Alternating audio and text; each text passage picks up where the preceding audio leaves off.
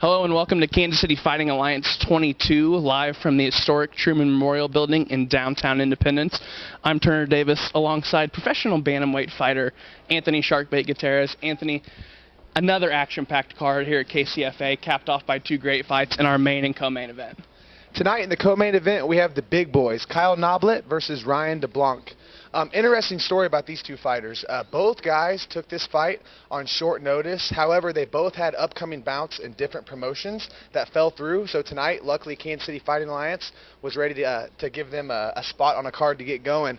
Kyle Noblitt coming off a big win in Bellator Fighting Championships. Kyle Noblitt comes from a good wrestling background, ever-improving striking. Ryan Debelak, I don't know much about him. He's from Sioux Falls, South Dakota.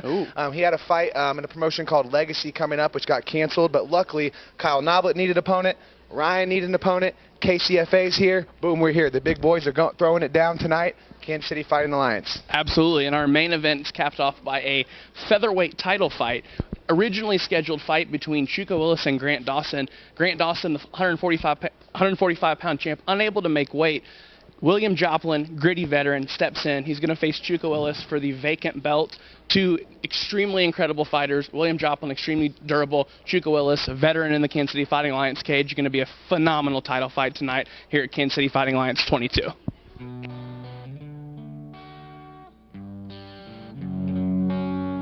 For all those watching on MMAFutures.com.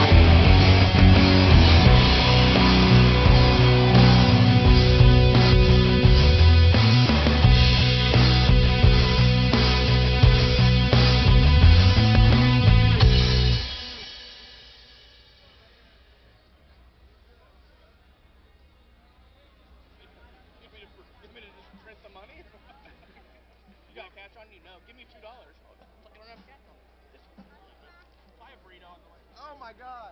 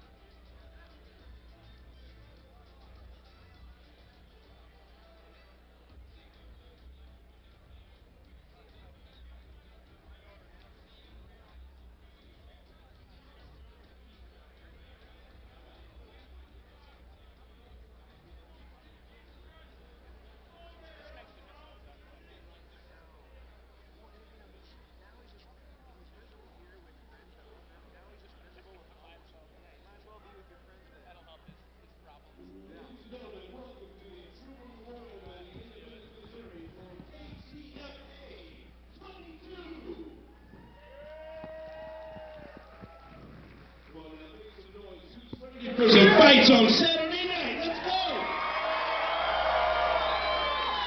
KCFA 22 is presented by McCarthy Auto Group. You can do the best new and used automotive pricing deals from McCarthy Auto Group at kccars.com. These bouts are under the supervision and control of the Missouri Office of Athletics Tim Lukanoff, Executive Director.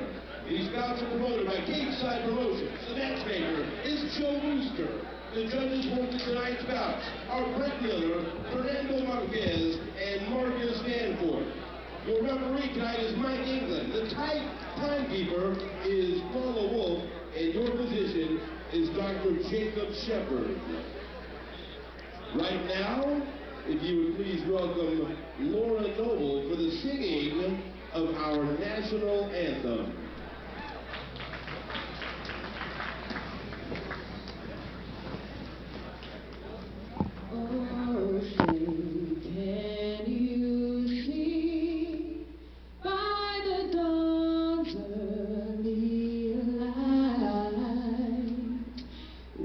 So proudly we hailed at the twilight's last gleaming, whose broad stripes and bright stars through the perilous fight o'er the ramparts we watched were so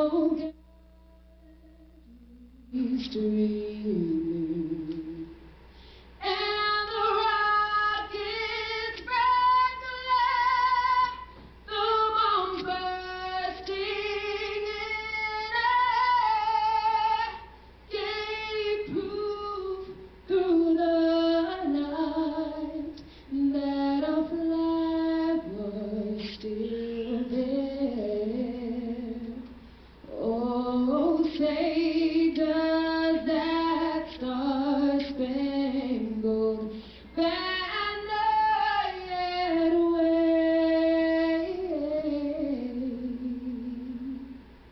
o'er the land of the free and the home of the brave?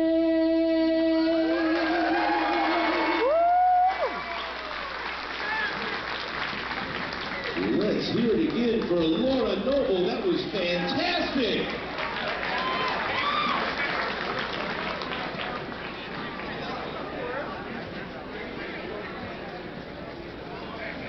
That was good. Now, who's ready for bout number one? Come on, they're ready to come to the cage. Who's ready for bout number one? Oh yeah, bout number one presented by Metro PCS, where for an unlimited time, you can get 2 lines of unlimited 4G LTE data for only $80 a month. Introducing first, walking to the blue corner, Cary Fabro.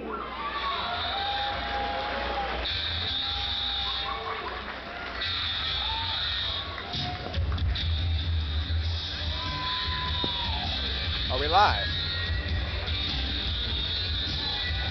Are we live? We are back. It is I, Anthony Shark Gutierrez, with my man, Turner Davis.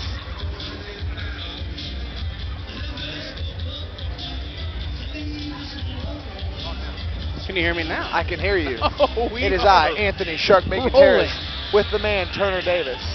Kansas City Fighting Alliance 22 about to get underway with our first bout, the welterweight division.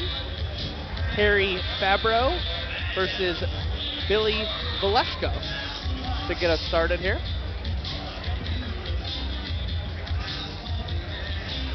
Tonight's fight card presented, or brought to you by rather, McCarthy Auto Group, independent tire dealer, Don's Barbershop, our great sponsors here. It's a great night for some MMA action. And his opponent, fighting out of the red corner, Billy Velasco.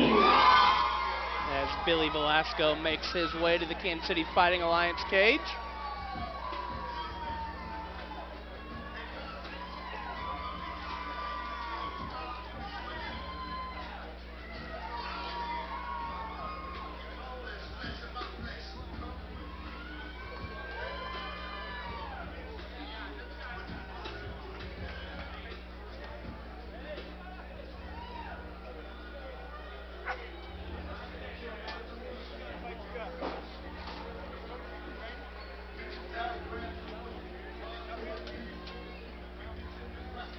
We don't know too much about this first fight.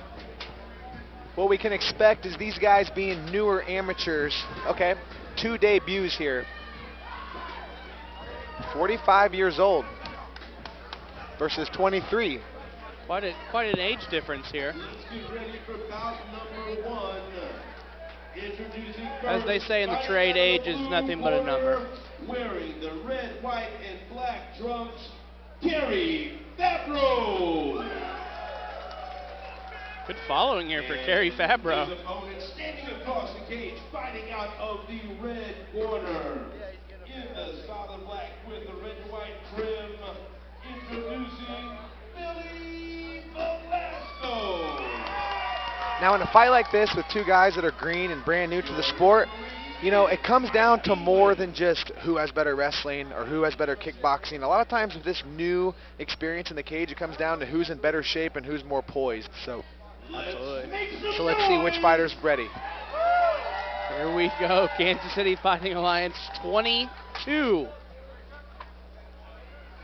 And here we go. As they touch gloves in the center.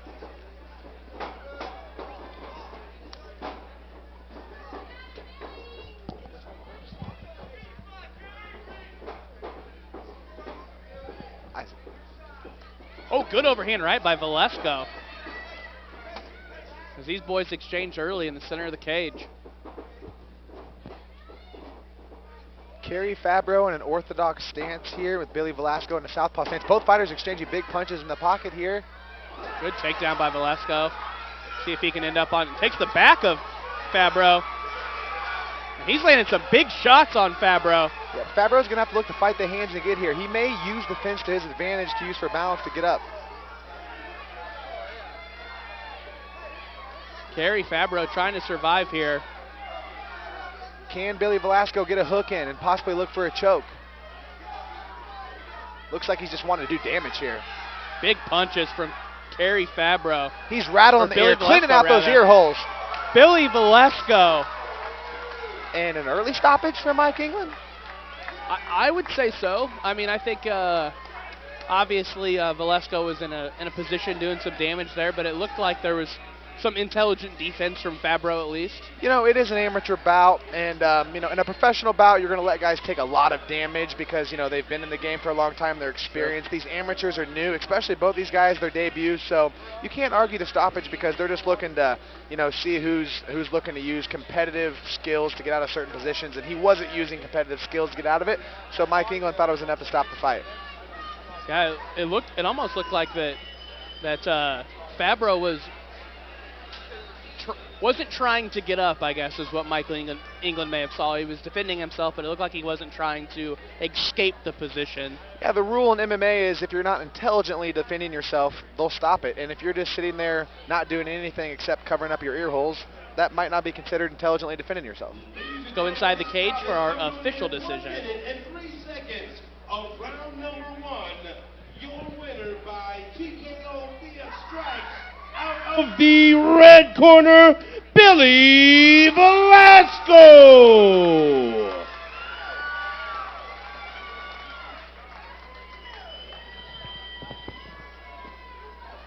Billy Velasco, the first round TKO stoppage to kick off the Kansas City Fighting Alliance 22 card. Hey.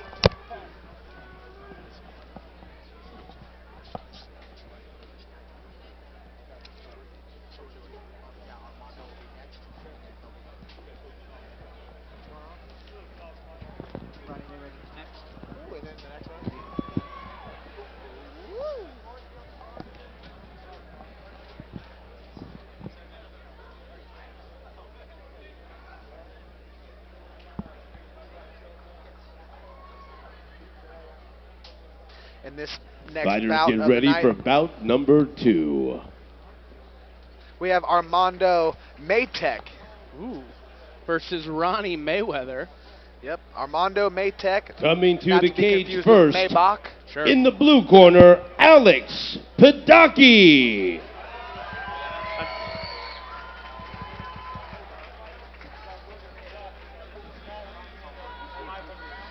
Little confusion here. I believe this is Armando Matech. Paul Kalinda here on the screen here to give us direction. Let's get Paul Kalinda to get this thing figured out. Those Oakley shades are glowing. Oh, beautiful. All right, take 2. Take 2.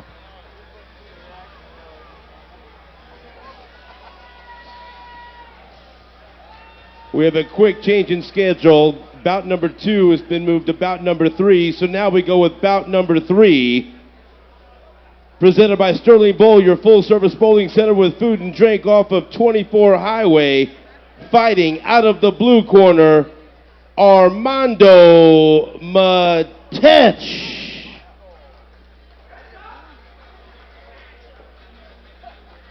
We're going to look good on that lens.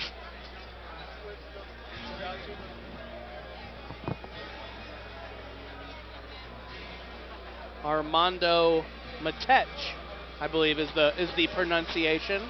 You know, he's got a tough fight here with Ronnie Mayweather. Ronnie Mayweather is as game as they come. He's a long, athletic guy. He loves striking, he loves grappling, and he trains a lot at Glory MMA and Fitness. I don't know much about Armando Matech. He looks like an athlete himself. He's there. His corner is wearing Body Shop hoodies. Not sure if we're talking about the Antonio McKee Body Shop. I do not see Antonio McKee in his corner. Yeah, I'm not sure where Armando comes from. We don't have much info on him, but what we do know is he's an athlete. What we do know is he's here and ready to bang. He most certainly is here as he's getting ready to make his way into the cage.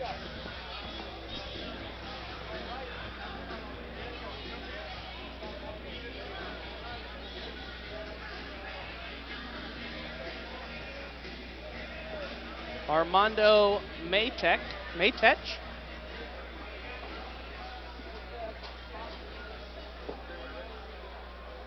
As he waits for his opponent Ronnie Mayweather to make his way to the cage.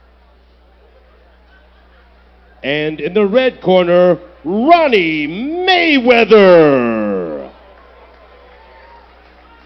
You know, there's got to be a lot of weight on your shoulders when your last name is Ronnie Mayweather. Coming from a lineage like...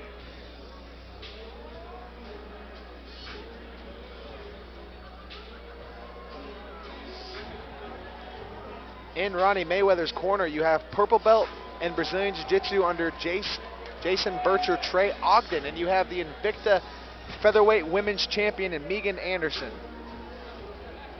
Coming from a legitimate fight camp here. In Ronnie Mayweather's corner, we have Megan Anderson, the featherweight champion, and Trey Ogden.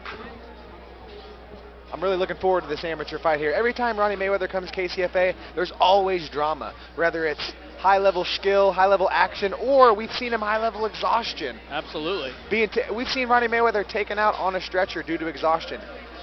What do I mean by this? I mean this guy pours it all into the cage. Absolutely. He leaves everything in there. And you mentioned it earlier, a tough fight for anybody.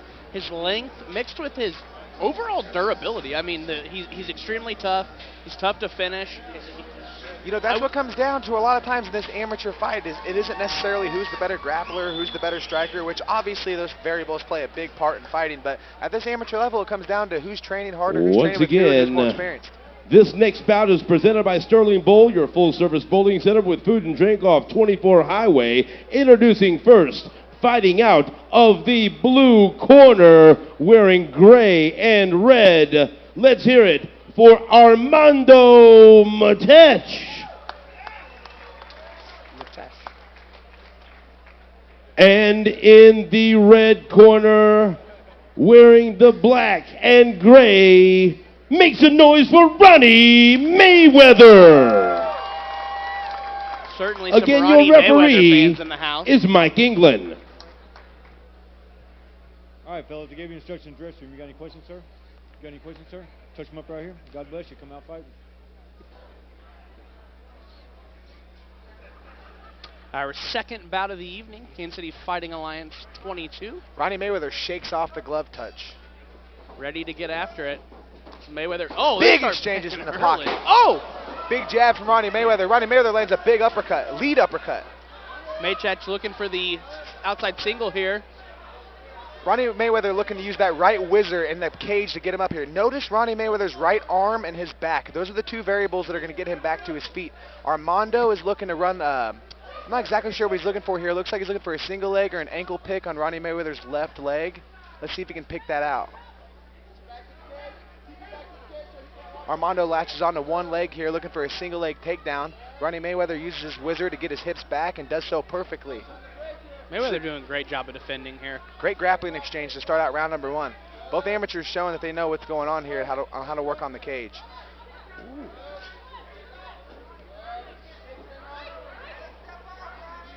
As Mayweather switches position here. Mayweather is a much, again, taller and longer fighter. And you can clearly see the size difference here as they clinch against the cage. Ronnie Mayweather looks to step back for separation, but Armando follows him and doesn't allow any separation. I'm not sure what that tells for what Armando's looking for, but he's looking to stay in the clinch.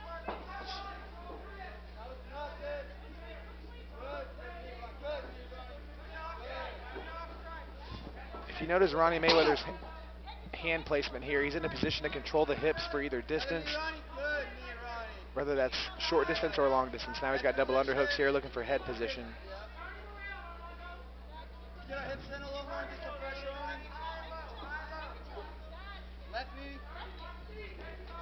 Some peppering knees landed here by Ronnie Mayweather in the clinch. Much of this first round taking place in the clinch. Yeah, so far we have an aggressive exchange that looked about equal, and then we have Ronnie Mayweather putting Armando's back on the fence here. Not a lot of action going on so far in round number one, but I guess it looks that Ronnie Mayweather is in control with the head position and double underhooks. Armando looks comfortable though, looking for his opportunity.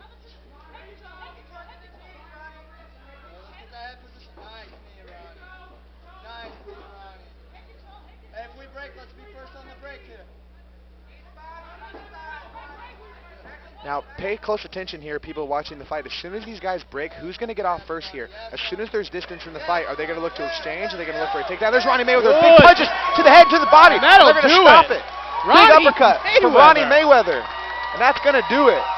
It looked like he hit him with an uppercut there, and then a barrage of punches to the body. It looked like floored Matech. A dynamite uppercut from Ronnie Mayweather. Looks like he went body, body, head. Let's see here on the instant replay. On the separation.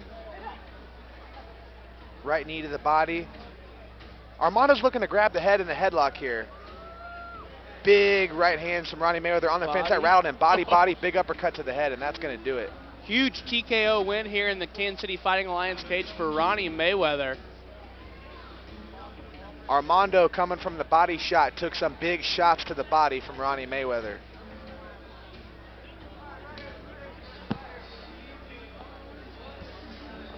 Let's go inside the cage for our official decision.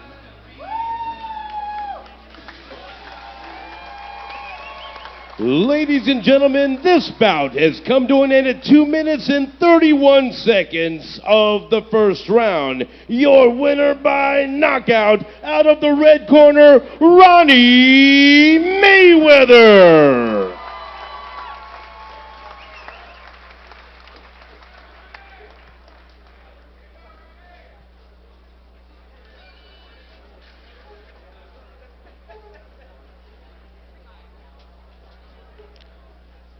Going to Marcus. Pretty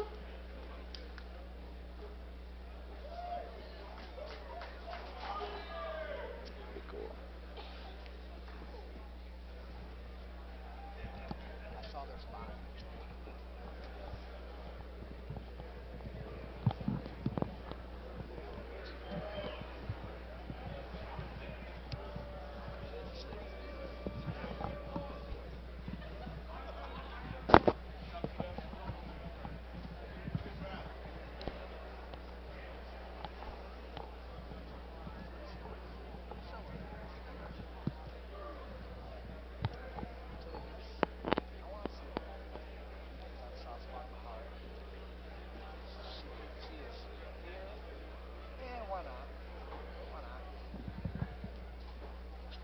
Fighters ready for bout number 3.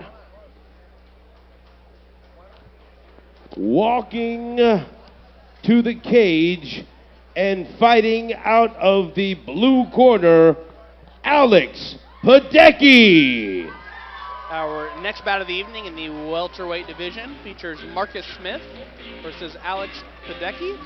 Alex Pedockie coming from Broken Smile Fight Team, ran by Derek Bohai. Notable fighter in his corner, Josh Reed. 2 talented fighters walking Alex Pedockie out to the cage here. Honestly, expect good things from Alex Pedockie here. Anytime a fighter's coming out of Broken Smile Fight Team, you can guarantee 2 things. They're going to be in shape, and they're going to be tough as nails. Actually, let me take that back. Guarantee 3 things. 3 things. They're going to be tough as nails, they're going to be in shape, and they're going to know a little bit of that jiu-jitsu. Jiu-jitsu, absolutely. How much would you say does coming from a quality gym benefit you early on in your career?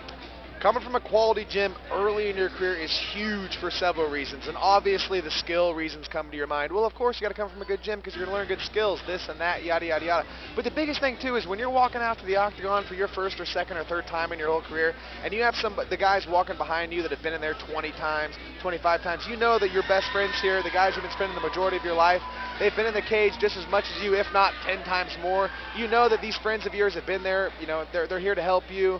It puts you a little bit at ease, knowing that the guys behind you have been there and they're and his opponent confidence in fighting out of the red corner, Marcus Smith. Marcus Smith making his way to the cage.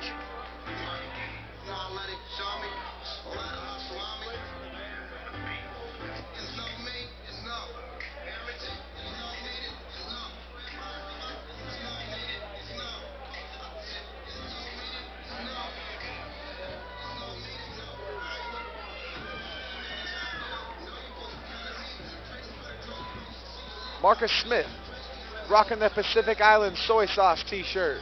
Don't hate it. Soy sauce is good for many things. It looks like maybe a sponsor of his. A lot of people say you don't fully make it until you actually break into the soy sauce game. That's right, and I could go for some pork pot stickers with some soy sauce right about now. Come on. My goodness.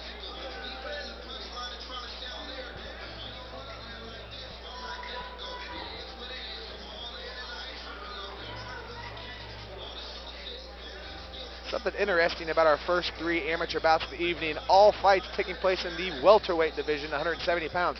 One great thing about the welterweight division is you don't lose that speed and quick and technical aspect, but also you got some muscle behind that. You got some hustle behind that muscle. Sure. Come on. There you go.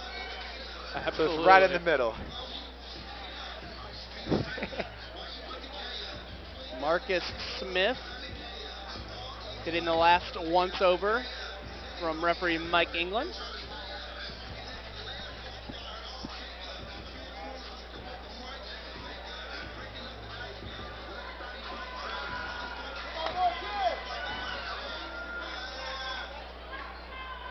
Ladies and gentlemen, this next bout is brought to you by Don's Barbershop, located on 23rd Street next to Aldi's. Go get faded at Don's Barbershop.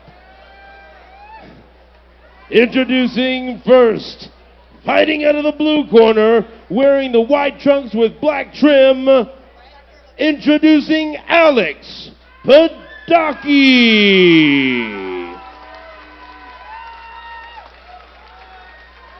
And standing across the cage, fighting out of the red corner, wearing the red trunks, Marcus Smith. How beneficial is that one fight in the cage, whether it's 30 seconds or 9 minutes? You know, that one fight is a little bit of a mixture of a huge deal and not a big deal at all. Okay.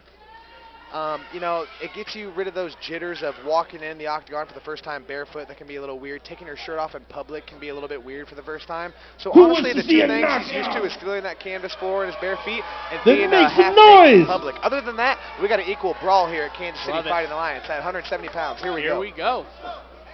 Glove touch in the center.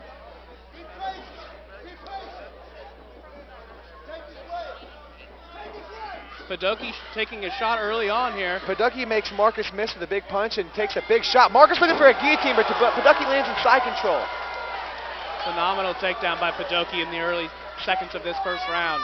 Pedockie is in side control, so Marcus is going to be wasting his energy here looking for this guillotine. I would say it's a possibility to finish this guillotine in side control, but coming from a camp like Pedockie, these guys work on their jiu-jitsu. He's not going to tap to something like this in side control. Look for Pedockie. Right now he's using his left arm to hand fight. Eventually he's going to use his left hand to put his forearm in his opponent's throat. Smith doing a good job at tying up Pedockie's left arm so he can't feed it to his throat for separation here. Pedockie looks very relaxed here on top. Look to see if he can free his head and land some shots. Pedockie's by no means in a comfortable situation right now, but he's definitely in not a threatful situation.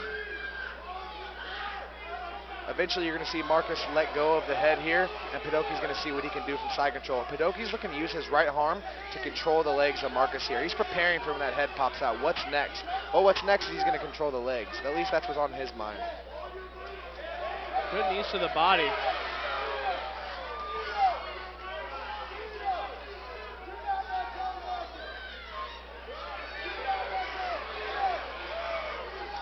See if those knees can soften up Smith here. Pedockie does the full mount. And that's the problem with holding on to that head in side control. It's not recessed. This isn't a big brother headlock. This is mixed martial arts, a Kansas City Fighting Alliance. And Pedockie's raining shots here. Big shots from Alex Pedockie. Boom, it's raining like a fall night, and it's over. Mike England stepping in. Huge TKO victory from Alex Pedockie. And you were absolutely right. He was waiting to get that head free, and as soon as he did, he transitioned to mount and then to the back of Smith, and it was over from there.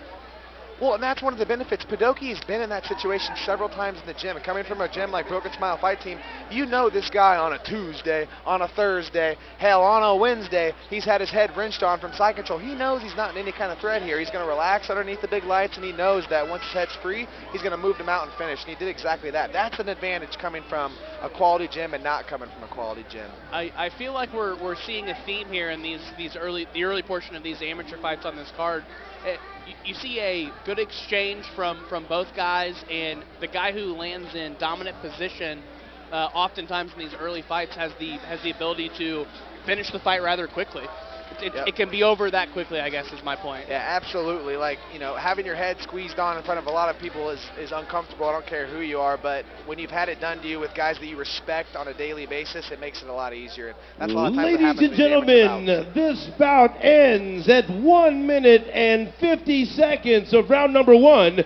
Your winner by TKO via strikes out of the blue corner, Alex Pedockie.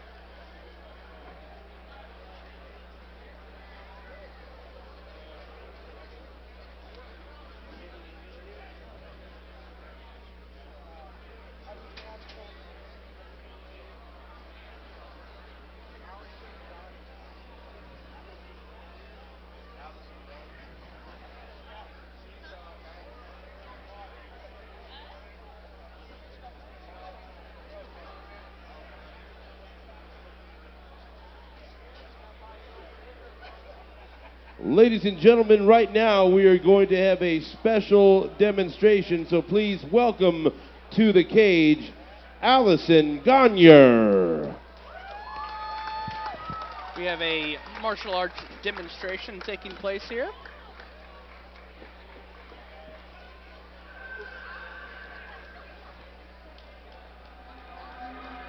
Coach Yazan Haji.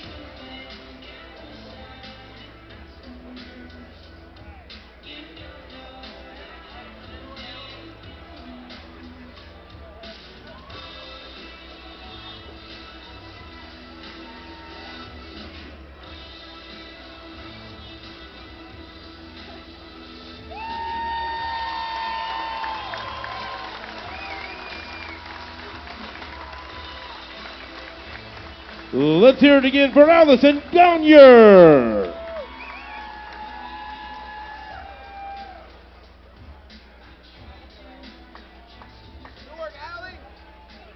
Right now, ladies and gentlemen, it's time for our first intermission. Head out to concession to grab your food and drinks, and on the way, stop by the Metro PCS booth and ask how you can get a free Samsung Galaxy J7 when you switch to Metro PCS.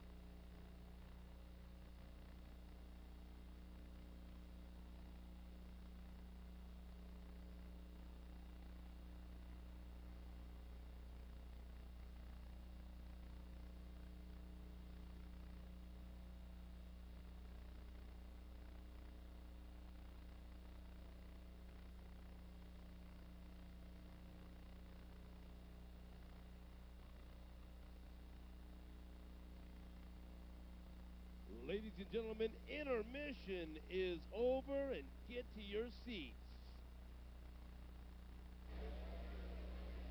Is everyone having a good time? You're feeling all right because it's Saturday night and it's time to fight. Let's go with bout number 4. Who is ready for the ladies?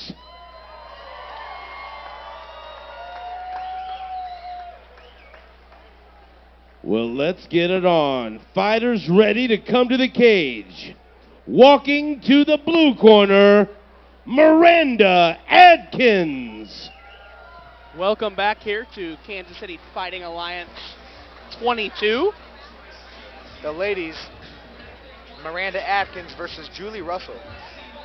Kicking us off in the second amateur portion, I should say. Miranda Adkins training with Scott Heston out of Topeka, Kansas. Scott Heston, a professional fighter, just fought in the Bellator Fighting Championships, I believe 3 to 2 weeks ago. Scott Heston, a talented fighter himself. Very quality gym out there in Topeka. I expect his fighter, Miranda, to be game, in shape, and ready to go. Julie Russell coming from Glory MMA and Fitness. As you guys know who have watched Kansas City Fighting Alliance, a great gym out of Kansas City. 2 ladies, 2 green ladies from 2 good gyms. Who wants it more? This reminds me of the War of 04. Oh. A tough one.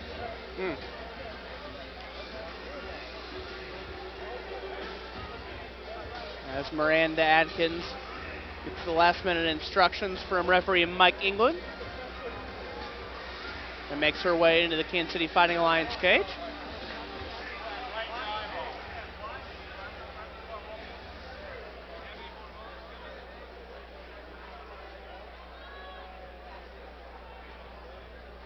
Two-step. Now two-step. And walking to the cage in the red corner, Julie Russell. Wow, fan favorite Julie Russell making her way to the cage.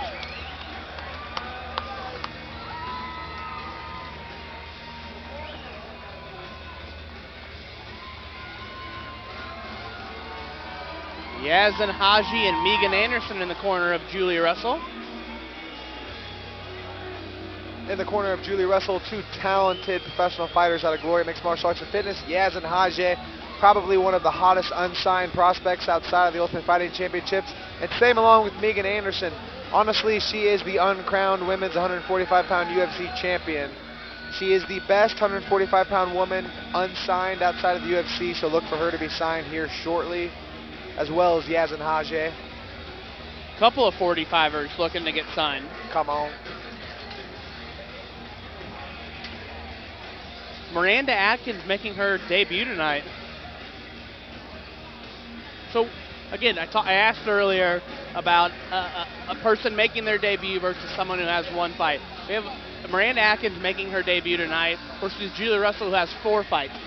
What's the difference there in mindset, nerves, all the things that go into play when you're approaching your 5th fight versus your 1st fight? To break it down simply, Julie has 1 opponent and Miranda has 2 opponents. Julie's already Ladies been in and public, gentlemen, half this next dressed, bout is and felt her presented bare by feet on the Independent canvas. Miranda, not only is she fighting Julie tonight, but she's fighting all those weird variables that you take into your 1st fight. Absolutely. Service Julie, I would performed say, is the favorite. by dependable people. In a sport like Who's you ready never for know this who's gonna next win. fight? Fighting out of the blue corner, dressed in black. Let's hear it for Miranda Adkins.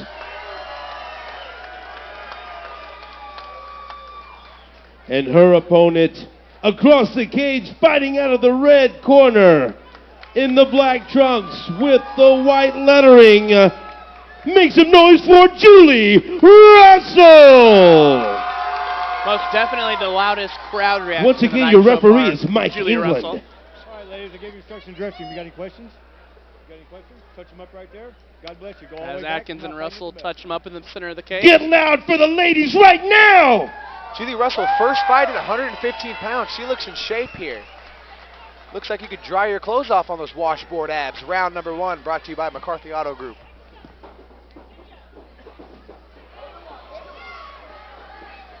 Russell active early on. Big 1-2, 1-2, 1-2. 8 1-2s to the dome. Julie Russell's on a rear naked choke. She takes the back. Julie Russell's underneath the neck here. It's a matter of seconds. And this is tight. This is going to be a quick choke here for Julie Russell. Miranda looking to fight the hand. She's going to go out here. She does not want to quit. Miranda's tough. And she almost looks out of it here. Julie's in full mount, but she still has the choke here. And big punches from Julie Russell. She needs to pick them here. Russell landing some big shots on top. Goes right back to the choke. Miranda flattens to her belly to avoid the punches, but only puts her in a rear naked choke. This is bad news city all day for Miranda. That's tight. That's very tight. Miranda's not doing a bad job here at avoiding these bad spots. She rolls to her belly, she fights the rear naked choke. She rolls to her back, she fights the ground and pound. She can't find a way out here, but she is fighting. Adkins works her way out there. Adkins does a good job at finding her half guard here. Let's see if she can work from here. Her half guard's wide open, and Julie moves to full mount. Starting to see the experience shine through for Russell here. See if she can land some shots from mount. You know, Miranda has been in the worst case scenario so far in this bout. Big punches from Julie Russell, big overhand rights. At some point, Miranda's not telling her to defend herself, and there's the stoppage. Julie Russell moves her MMA career to 3-2. Huge first round finish. She was in control from Jump Street. Yes, you know, Julie Russell, that was her 5th MMA bout compared to Miranda's first fight. Miranda showed good heart there. You know, Miranda was never in a good spot in this fight. She had Julie mounted her from front mount to back mount, but she did her best here. She worked out of both positions, but Julie just wouldn't let up here. Julie was owning her from the get-go. Great win for Julie Russell. And my advice to Miranda would be don't give up. You did a great job. You were stuck in bad positions, but you moved, you kept going. Good fight from both ladies.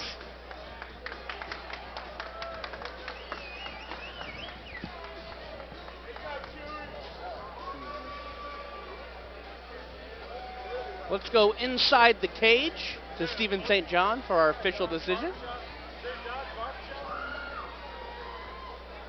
Ladies and gentlemen, this bout has ended at 1 minute and 41 seconds of the first round. Your winner by TKO via strikes out of the red corner, Julie Russell.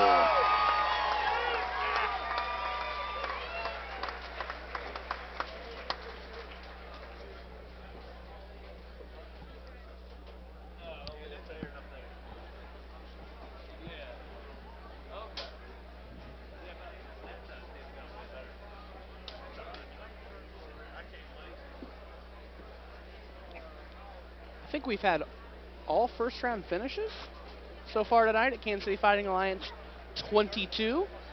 Non-stop action. Fighters are getting after it. So we move into our next bout, again in the welterweight division. Jeff Stebbins versus Trey Spears. As referee Mike England cleans the canvas up a bit. I'm not sure if Trey Spears is a work name or a shoot name, but he may have given away his finisher. Goodness. Spear. Watch that spear. Things are really getting off the tracks here at Kansas City Fighting Alliance 22. You know, the main amateur fight I'm looking forward to tonight has probably been Elmore. Fighters ready for bout number 5.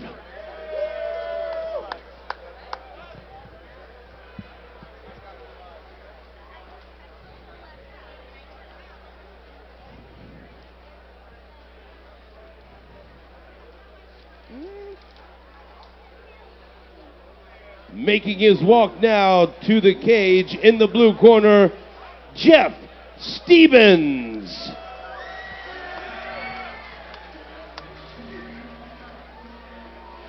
Jeff Stebbins making his way to the cage.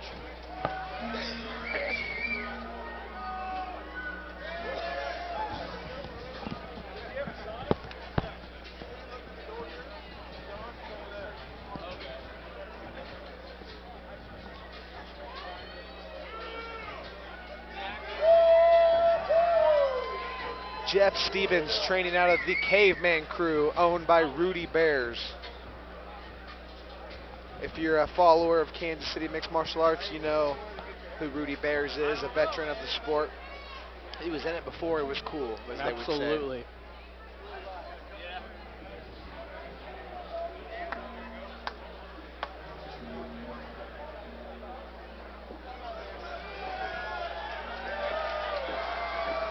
Stebbins definitely has a fan base here. Some audibly loud screams from the crowd. And now walking to the red corner, Trey Spears. Trey Spears. Tonight is all about the spear. And no, I'm not talking about Roman Reigns, Rhino, or Goldberg. It is all about Trey Spears tonight. Walking out to AC/DC's Back in Black, got the crowd popping.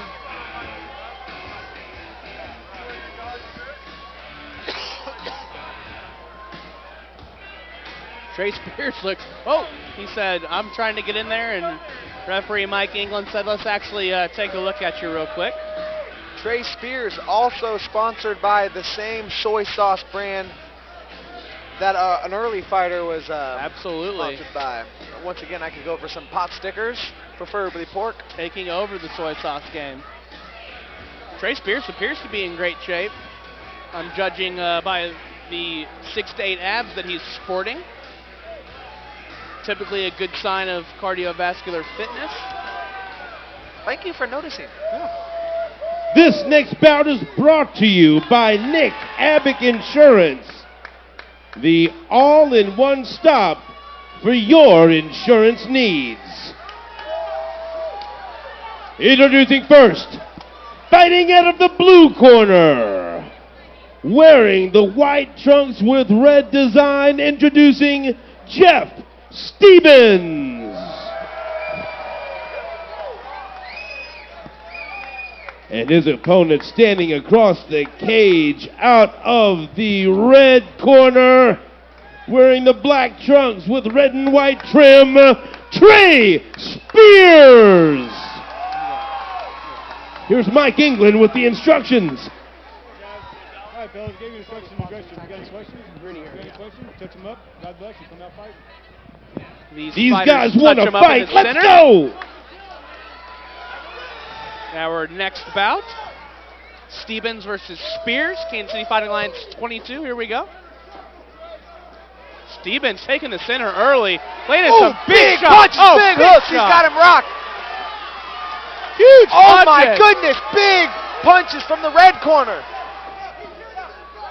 Mike England warning for the back of the head. And an aggressive exchange. Big punches. Jeff Stebbins is throwing bombs here, looking to take his opponent out. But Spears is game, and Spears is trained. And the tables have turned. Spears looking for a guillotine. Spears pulls guard. Jeff Stebbins takes us back to the mat to avoid the guillotine. We have a scrap here, ladies and gentlemen. And Spears, it looks like he's going for the guillotine, but he refuses to pull guard. He's actually just sweeping him. You can tell Spears' strength lies on the ground here. He's looking to use his ground skills. Blood coming from the nose of, he's tapping! Trey Spears! Trey Spears comes from behind, taking big bombs on the feet. It looked like he was in trouble. Got the fight to the ground and chokes out Stebbins. You could tell there, that was a classic match between Stebbins being the better on the feet and Trey Spears being the better on the ground. The fight went to the ground and Trey Spears took control. What a turn of events. It looked like Spears was all but done and was able to weather the storm and hold on to that guillotine. Both fighters have a lot of potential here. They were both obviously very green, had a ton of holes in their games, but the biggest part of these guys, they were both game, and they both came at it at 110%. These guys are going for the kill. Without question, fight of the night so far, even in it only lasting a minute, the fight of the night. Shades of Nick Diaz, Paul Daly won.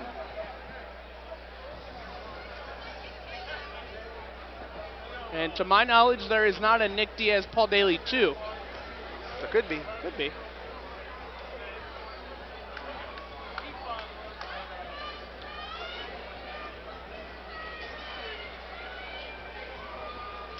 Now that was one hell of a fight!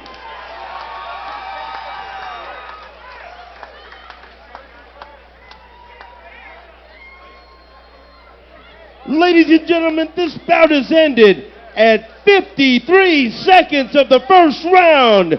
Your winner by submission via guillotine, out of the red corner, Trey Spears.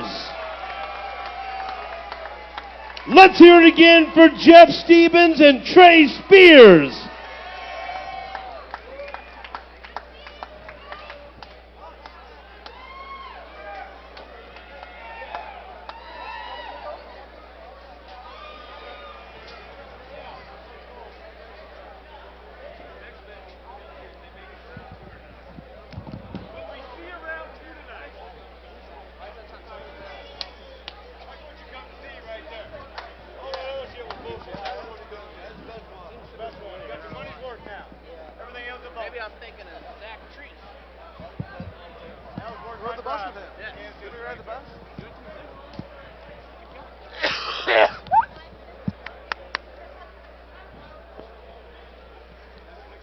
Stop action. We're going quick. Fighters get ready for bout number 6.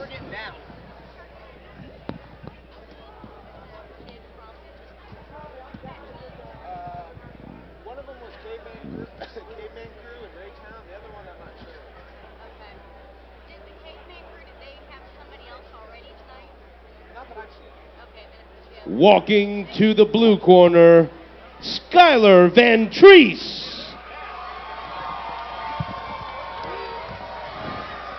Skylar Vantrece versus Brandon Evans in our next bout of the evening. Flyweights.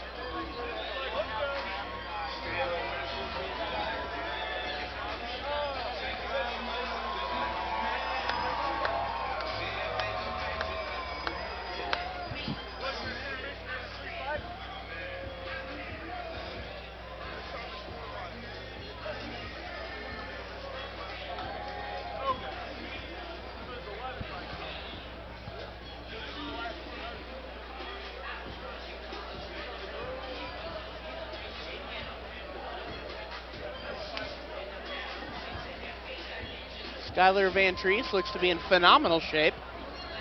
Vantrece versus Evans. Expect speed, expect endurance, and expect grit.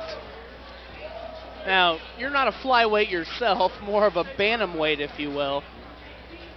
What would you say, other than the obvious, the speed is what is talked about the most, but what is the biggest difference between some of the smaller weight classes in mixed martial arts versus the 85ers, 205ers, heavyweights that you'll see inside the One cage? thing you'll notice with 25ers, 35ers, and 45ers is they're super technical. And Why? walking to the red corner, Brandon Evans. Why? Because in the gym, they're used to rolling with bigger guys, used to sparring with bigger guys. So you're forced to work on technique. You're forced to learn, to be technical and use certain things to your advantage just for survival. Not necessarily your intentions or anything like that, but that's where you see with these lighter weight classes. You see speed.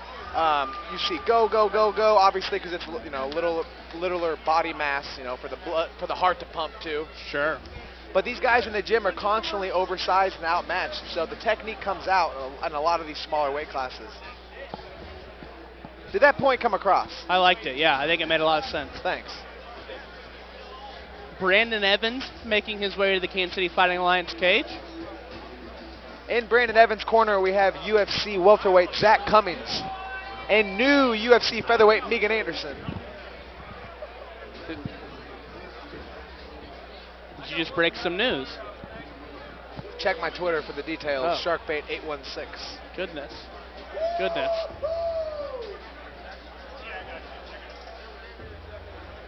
As we get into the later portion of this amateur card and obviously the pro fights, I think we're going to see a lot more.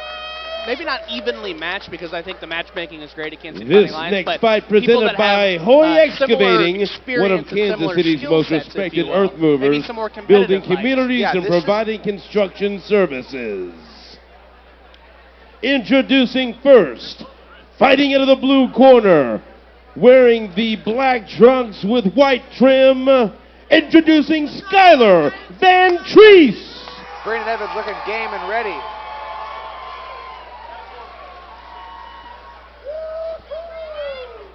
And his opponent fighting out of the red corner, wearing the colors of Glory MMA and Fitness, introducing Brandon Evans. There's a difference in this amateur bout. Earlier, Your we've seen referee some is competitive Mike matchups. England. We've seen competitive matchups of 0-0, 1-1, 2-2. This year's the first fight where both competitors have fought over 8 times, and they're both evenly matched. We have 5-5 versus 6-2. Brandon Evans versus Skylar Vantrece. Round number 1 brought to you by Sterling Bowling Alley. Here we go. Vantrece wasting no time shooting a double leg. Vantrece catches the leg kick and takes Brandon Evans down. Brandon Evans looking to move to his belly. Vantrece working to the back here. Vantrece with the right hook in here quick. Vantrece looks to have a grappling advantage. And that choke immediately sunk in by Vantrece. That'll do it. Skylar Vantrece. A quick tap from Brandon Evans. Skylar Vantrece moves to 7-2. 15 seconds into the first round, Skylar Vantrece. Double leg, back take, finish. After I just got done talking about how competitive this bout was going to be. You basically ruined it. You know, Brandon Evans does a good job here. Once the rear naked choke was sunk, he was looking to find his back to put his shoulder blades on the mat to avoid the choke, but it looks like it was just too deep.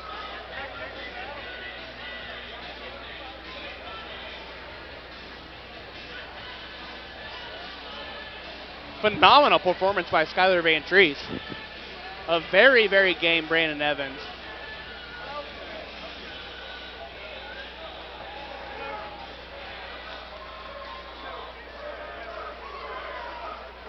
Let's go inside the cage for our official decision.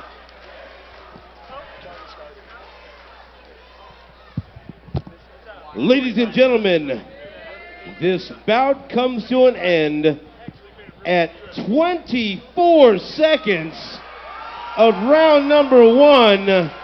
Your winner by submission via rear naked choke out of the blue corner, Skylar Vantrece.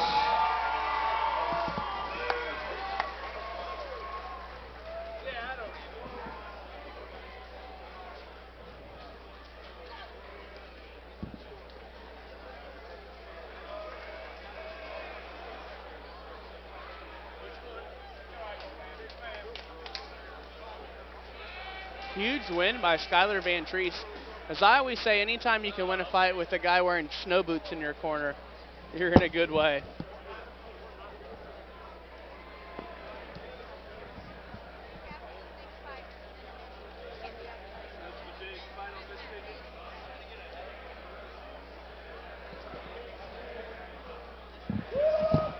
Also has an amazing gimmick.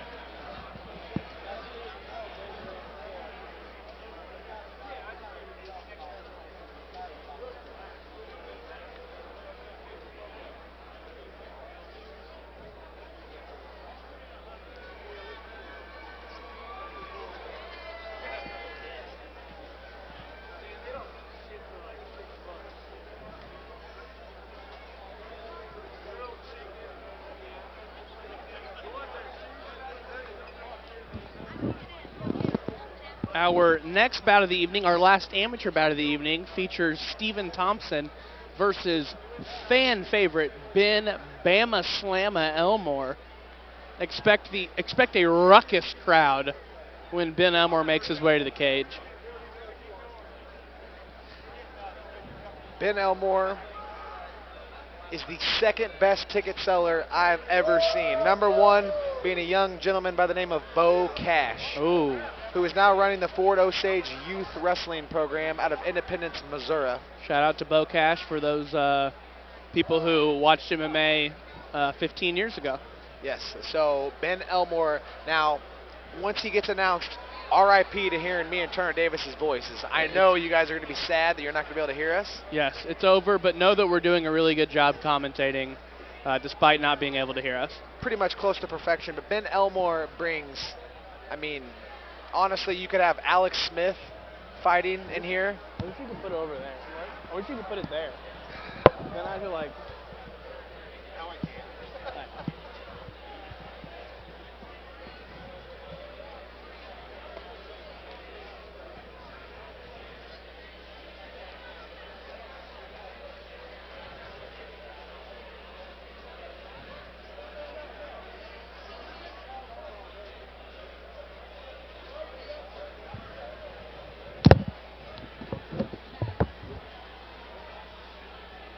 People are gonna go nuts. He's having an anxiety attack right now.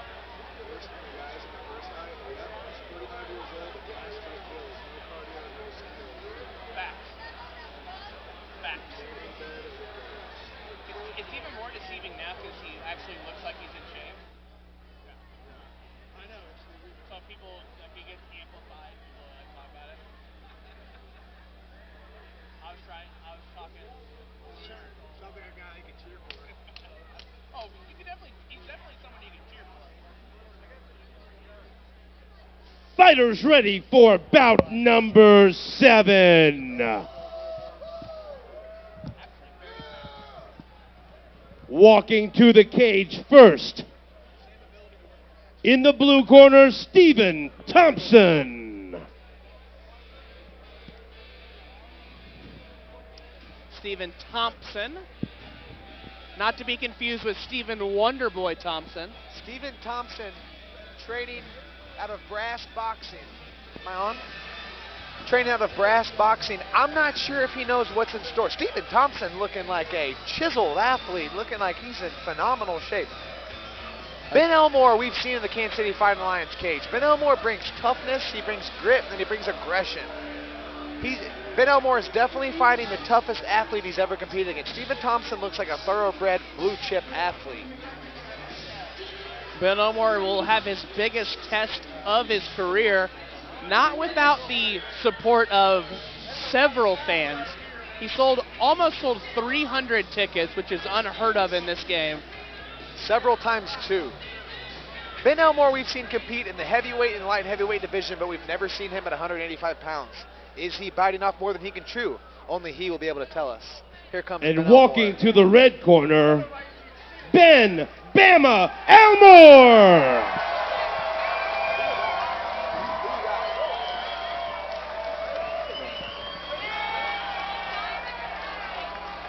A standing ovation for Ben Bama Elmore.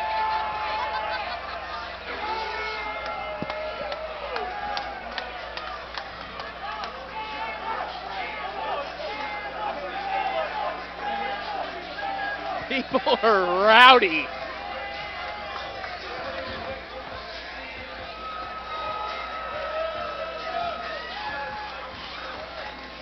Ben Elmore being led to the cage by UFC veteran, UFC welterweight Zach Cummins. Ben Elmore seems to be the bigger fighter here. I'm anxious to see the tail of the tape here. I'm not exactly sure what type of experience Stephen Thompson brings to the cage, but the only thing sticking out in my mind right now is both these guys look in shape. This is the best shape I've ever seen Ben Elmore in. Stephen Thompson looks like a phenomenal athlete. Ben Elmore in fantastic shape. This could be the fight of the night. Stephen Thompson's debut, first fight as an amateur versus 4-1 Ben Elmore. A tough task for Stephen Thompson making his debut.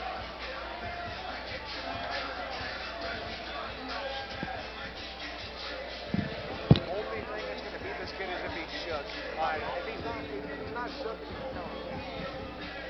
I agree.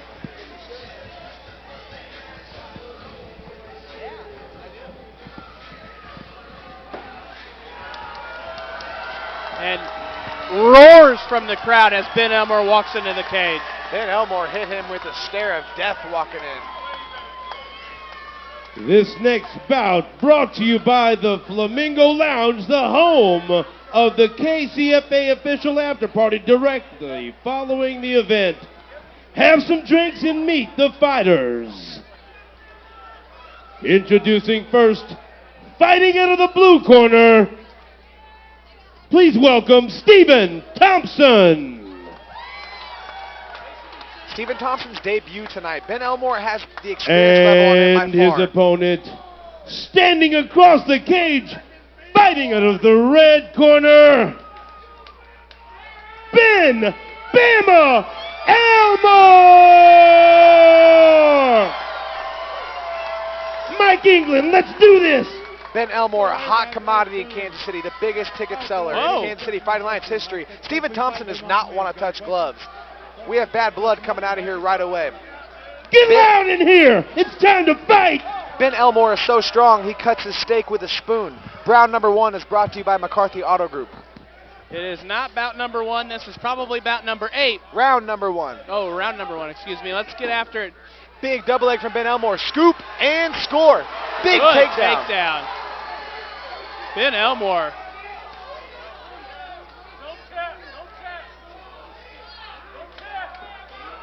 Ben Elmore looking to keep side control position here. He has the far side underhook. It's going to keep in He's control. tapped. And there's He's the already tap. tapped. And there's a tap from side control. Not exactly sure why. Ben Elmore looks Well, set I'm here. super confused at what just went on. Don't stop it. Ooh. It appears that, I don't know if it was the slam or what. There's obviously some blood coming from the nose of Stephen Thompson. Not entirely sure what caused it. It There had are to be no the slam. timeouts in MMA. I understand your nose is bleeding. I understand your Bama nose. Elmore. That's disappointing. Again, I'm not entirely, I mean, you can obviously see the blood pouring from the nose of Stephen Thompson. I'm not sure if that was the shoulder hitting him in the face from the slam or what, but it was very apparent that he wasn't interested in continuing. Yeah, you know, this is a mixed martial arts bout. Ben Elmore came to fight. Ben Elmore was ready. He trained his butt off. He came here gritty and ready to go. Honestly, I'm pretty disappointed in Stephen Thompson's heart. Let's look at the replay here. I want to see what caused this blood from the nose. You know, I'm going to go ahead and say it. I think Stephen Thompson needs to not fight mixed martial arts anymore. That's pretty embarrassing. This isn't a tennis match. This isn't a backyard basketball game. This is MMA. And honestly, if you're going to come in the cage like that and waste everybody's time, I would recommend not coming back. And Stephen Thompson not only doesn't stay in the cage for the official decision, he actually spits on the crowd on the way out. Let's give credit to Ben Elmore here. Ben Elmore trained his butt off for this camp. He came in shape. He came aggressive, didn't back up. Ben Elmore did what he had to do tonight. I watched Ben Elmore's Ladies hard and work. gentlemen, Stephen Thompson this just bout has spit ended on the at crowd as he 23 exited seconds of round the number ring. 1.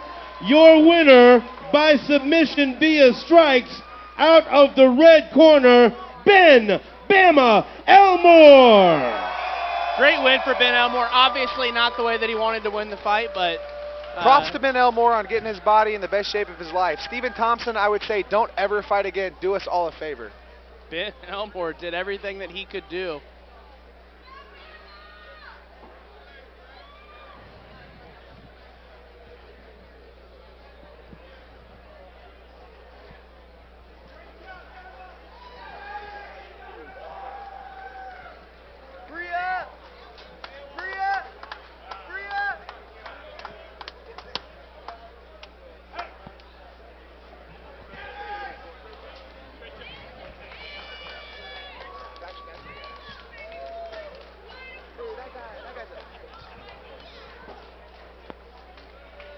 Ladies and gentlemen, it's time for our final intermission of the evening. Head out to concession to grab your food and drinks. And on the way, stop by the Metro PCS booth and see how you can get unlimited talk, text, and data starting at $40. After you get your Metro PCS phone, go to kccars.com and take a look at McCarthy Auto Group's new and used car inventory.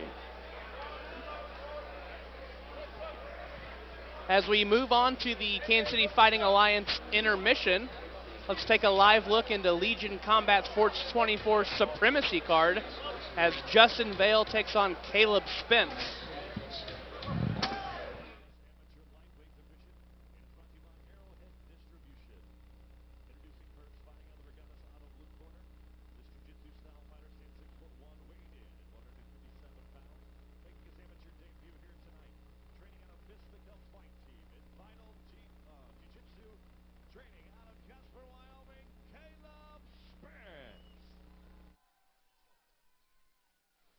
His opponent across the Vero Wireless steel cage, fighting out of the GMC red corners, a freestyle fighter standing 6'3", weighed in at 154 pounds, also making his amateur debut tonight. Training independently, fighting out of Cary, Nebraska, Justin Bale.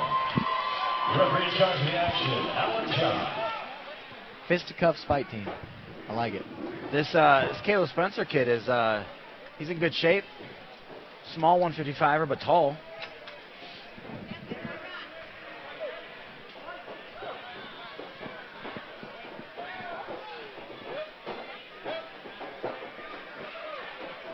I like the way he's bouncing around, using his footwork, taking his angles. Yeah. You know, not going straight back. This Justin Val's footwork's a little awkward. Right. Almost unsure.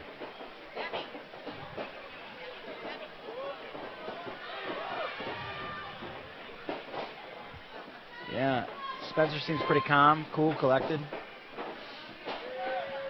Coming up a little short on the jab, but I think once he finds his distance, yeah, you know, he'll put some good. Ooh, good body shot. Oh, this is over.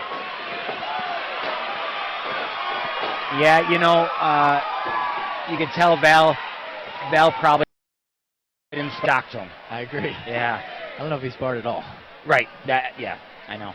There's a lot of that. You know, it's tough. You know, you see in fights sometimes the guy gets hit and all of a sudden he clams up and it's, that was just no sparring. Yep. He didn't realize that you were actually going to get hit. Right.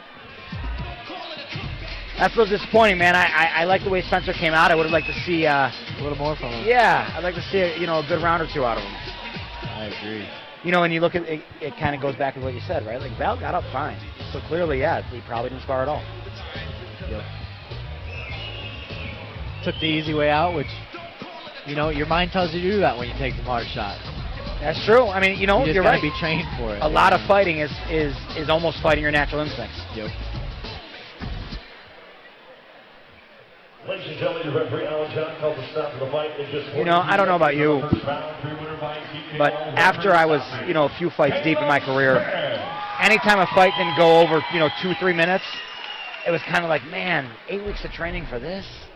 It's a terrible feeling. Mike Kendall's looking at me with that that face like 8 weeks of training for this. That's what he's looking at me. Can't hear you, buddy.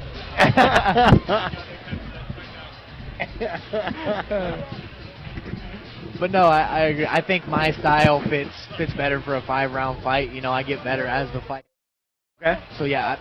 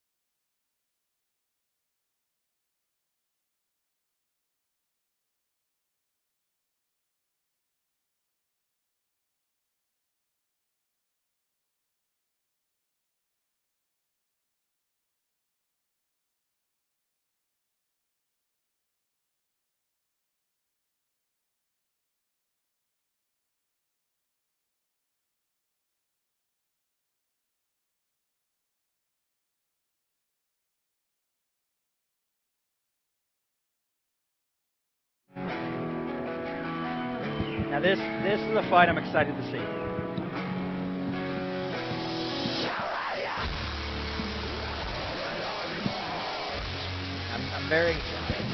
I'm excited to see this fight. What weight is this at? 125. 125. Now Francisco, he lost his last fight to, I believe, Van Hoosier. Oh, okay. Because Francisco had 3 knockouts of the night, and Van Hoosier had 3 submissions of the night.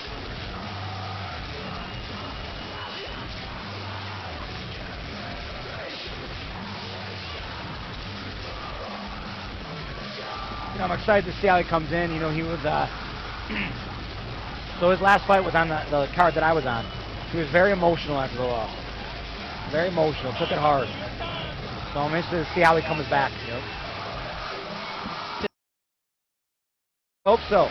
You know, the family comes from, they're tough fighters. So, right. Yeah, I mean, I don't see why not.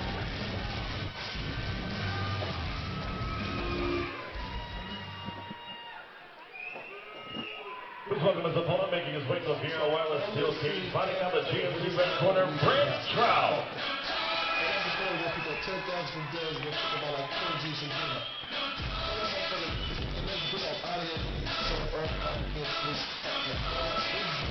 Now is that Mitch Peterson?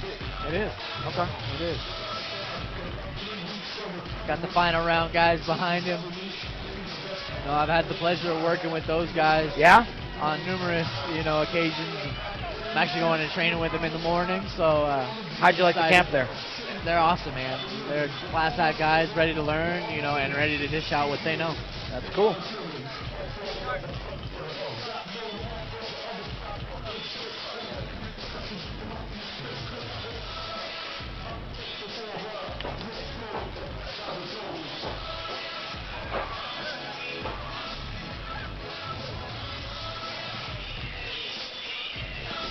Excited to see how he does. I think he's a debut. Yep. And with the final round guys, they don't typically put somebody in who isn't ready. They're really strict on their guys. Before, I don't know if they still are, but they were an invite-only camp. They didn't have classes open to the public. Outsiders. They were just like, hey, if you're invited, you're good enough. Ladies and gentlemen, this contest is scheduled for 3 3-minute rounds in the LCS Amateur Flyweight Division. It is brought to you by StatStripTease.com. Introducing first, fighting out of the ring, got his Otto blue corner. This freestyle fighter stands 5'8", weighed in 125 pounds. I always find it interesting how people stand in the corner before their fight. I agree. You know what I mean? I don't know about you, but me, I pace back and forth, and I'm ready, and I'm very focused. Where some of these kids just seem like they don't care. Not in a bad way. Just they can take it or leave it. They got the Fedor face. Training on a final round and fighting out of Scottsbluff, Nebraska, Vantrece. The referee is Blake Grice.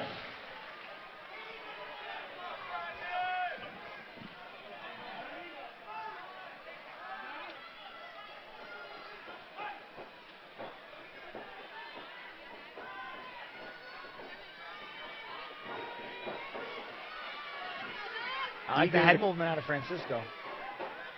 Good trip, though. Good inside trip. Great trip. Take side.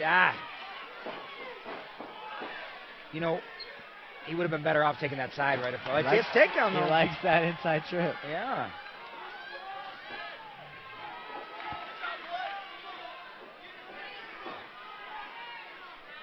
This kid's... Oh!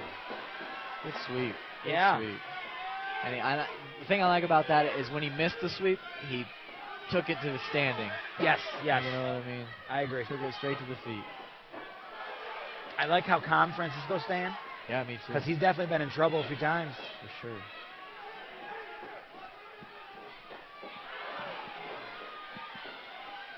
Trout's running into some hard shots here. Yeah. Obviously looking to clinch. It makes me wonder, though, if he's going to be able to keep grinding it out like that after the first round. Because he's putting a lot of effort in right now. He's got the arm trap. Oh, his head bounces off the canvas. Wow, he's got him in a reverse fucking crucifix. Armbar can be coming here. Oh, he lost the back.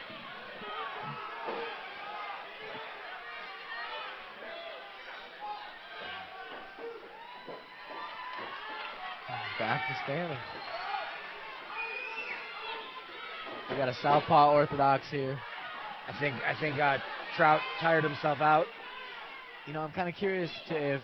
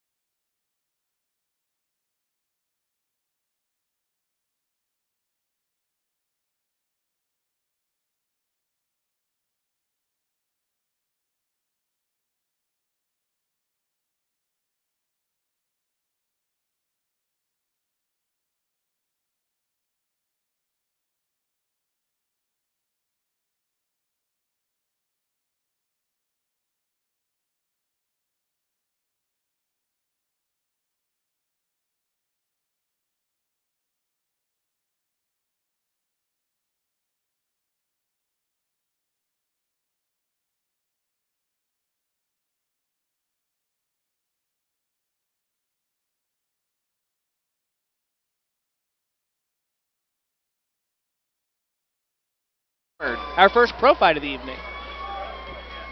First bout that possibly could go out of the first round? Yes. Cooking on your bitch, yeah, cooking up dope in the crock pot. We came from nothing to something, nigga. I don't turn nobody, good to turn nobody. Call up the gang and they come in the gang. Cry me a river, get through with this shit. Bad and bullshit, bad. Cooking up dope with a ooze. My niggas are sad, ruthless. We got 100 rounds too. My bitch bad and bullshit, bad. Cooking up dope with a ooze. My niggas are sad, ruthless. We got 100 rounds too. All set. Riding around in a coupe. I take your paper from you. Bitch, I'm a dog. Beat the whole walls. Hop in the ball. I tell that bitch to come for me. I swear these niggas is under me. Hating the devil, keep chopping me. Arrows on me, keep me company. We did the most. Yeah, pull up and go. Yeah, my diamonds are choke. Holding up, I with no hoes. With the ruler, diamond cool. This a roller, not a mule. Dabbing on them like the usual. In the corner of Dominic Garcia, we have Mike Breeden, Zach Cummings, and my man Mac Mo Green. Damo Garcia making his way to the Kansas City Fighting Alliance cage.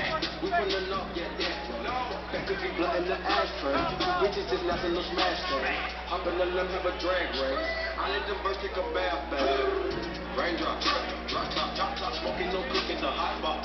Cooking on your bitch, yeah, cooking up dope in the crock pot. We came from nothing to something, nigga. I don't turn nobody, good to trick nobody. I love the gang and they come in. Damo Garcia has had Ladies several and fights gentlemen, in the bout Kansas City number Fighting 8 Alliance is cage, brought to you by both as an Pacific amateur and a Island pro. Soy Sauce, the soy sauce of choice for UFC fighters James Krause and Tim Elliott. Kansas City made, low sodium, gluten-free, and fat-free. Get yours now at many of your local grocers.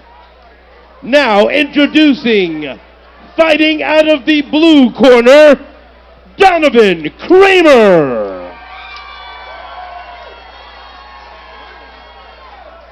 And standing across the cage, fighting out of the red corner, introducing Dominic Garcia. Like you were saying earlier, Damo Garcia, we've seen here as an amateur and work his way up to the pros. That's the beauty about a good, local, solid promotion like Kansas City Fighting Alliance. It's consistent, and it's always going to show up. And a guy like Dominic Garcia in the Kansas City area is looking to become an established fighter. What a great promotion to work your way up from the professional or amateur ranks, now up to the professional ranks. Here he is at 1-0 as a professional. Let's see what he looks to bring to the cage here. Here we go, our first pro fight of the evening underway. Damo Garcia versus Donavan Kramer. Damo Garcia in a southpaw stance. Kramer and orthodox, both touching jabs here. Pawing out, seeing who can establish the range. Good left hand by Damo Garcia. Kramer establishes the range with the lead leg kick. Damo answers with a jab.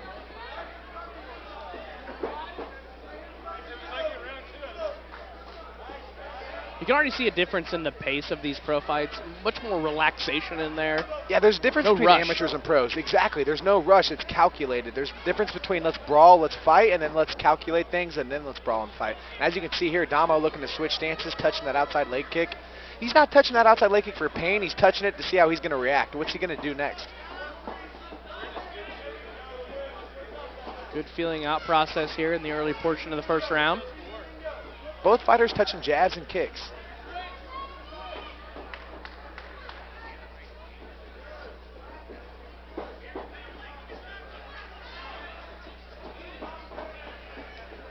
Good left hand by Damo Garcia.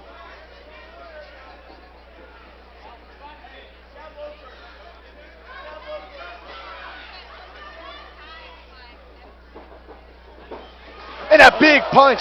Donavan, there was a quick exchange there. Donavan committed with a punch, missed, and Damo caught him coming in. Donavan Kramer, Damo Garcia. And a big exchange here. Both fighters are aggressive. Donavan looked to get aggressive and catch him with a straight, but Damo Garcia countered. Garcia seems to be finding a home for that left hand as he times Kramer coming in. Yeah, Garcia seems to be the calculated and more of experienced fighter here. I'm not sure the amateur extent of Donavan, but I do know Dominic Garcia has a huge amateur career here. I would say 20-plus fights here for Damo Garcia. So just because he's 1-0 as a pro, he's an experienced fighter. Good left hand. Big hand. That's Looks like it hurt Kramer. Donavan looks hurt. That was a right hand and a lead right hook from Damo Garcia. Damo Garcia is poised and looking to find his big shot. Blood coming from the eye now of Donovan Kramer. Gushing from the eye, in fact. Tons of blood. Yeah, he's bleeding from the nose and the eye. You know, these shots don't seem big from Damo Garcia, but with these little 4-ounce gloves, they're little rocks. Still throwing heat, though, is Kramer. You see Damo Garcia holding his arms out and kind of waving him in. It looks like he's taunting him, but really he's using it to find the range. Dominic Garcia, a relaxed striker. Another big left hand. Big left hand. He's landing at will now. Oh, he's out.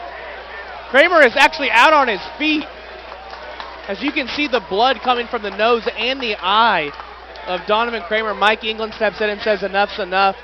Huge win for Damo Garcia. Kansas City Fighting Alliance 22. Damo Garcia did a great job of establishing the center of the cage, figuring out the range, and just peppering him. Every time Donovan would launch in, Damo would hit him with a lead right hand and then a lead uppercut. Excuse me, a back right hand and then a lead hook. Very good performance turned in his second pro fight from Dominic Garcia. You know, props to Donovan Kramer. Donovan was looking to be aggressive. He was looking to find his mark on Damo. Unfortunately, the shots that he was looking for to capitalize on Damo Garcia had no setups. So, you know, Donovan Kramer's looking for the big 2. He's looking for the big 3, but he's not setting it up with a double jab and footwork and things like that. So, I'm not counting Donovan Kramer out. You know, he just needs to work on his game a little bit. He's got good shots, but he's got to set him up with some footwork and some 1-1s, some 1-1-2s and things of that nature. Damo Garcia, great patience, great poise. He moves on to 2-0 in his professional career. Great win for Dominic Garcia. And a great fight to kick off our pro portion of the card. Yeah, it was refreshing to see two guys, you know, stay calculated, pick their shots, and land them. Good fight.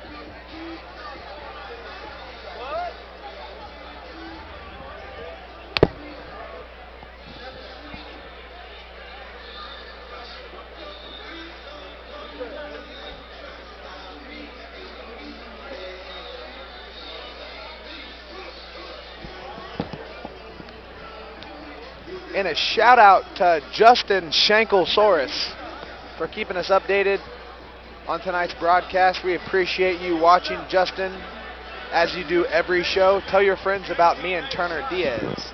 What's going on, Shankel? You're the man.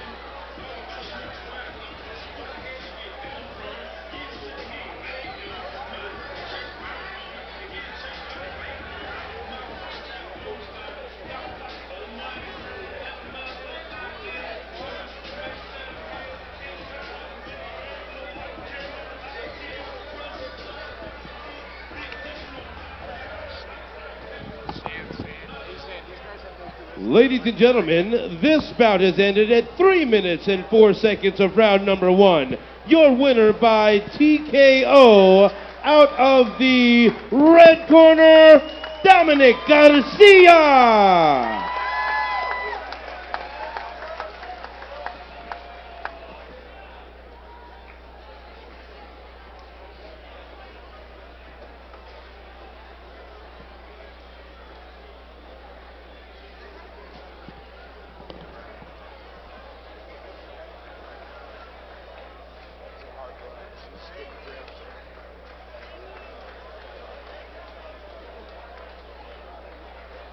We move into the second pro bout of the evening. Johnnie Rhodes versus Seth Basler.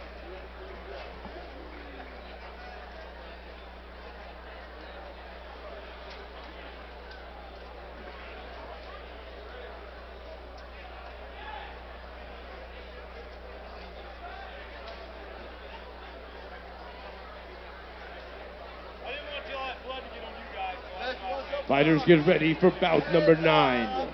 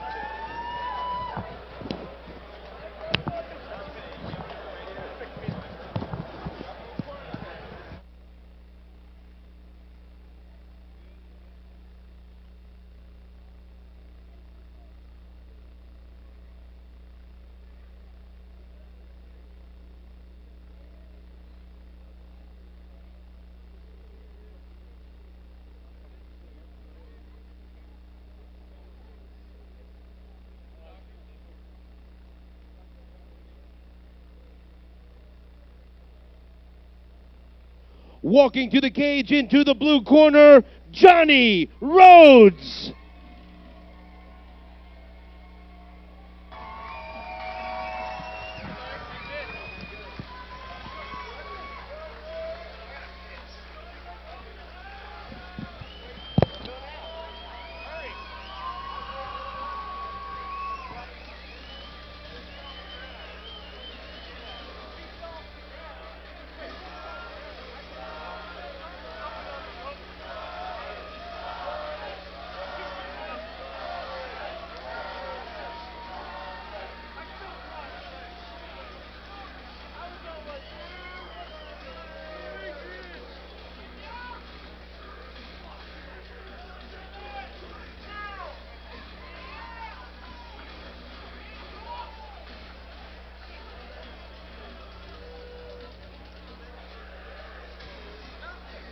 Johnnie Rhodes making his way to the cage. Another veteran of the Kansas City Fighting Alliance cage. Johnny's been involved in several fights. He was, I believe, if I'm not mistaken, one of the original contestants in the Kansas City Fighting Alliance Fight for Your Bike at Gale's Harley-Davidson. Been around the game quite a while.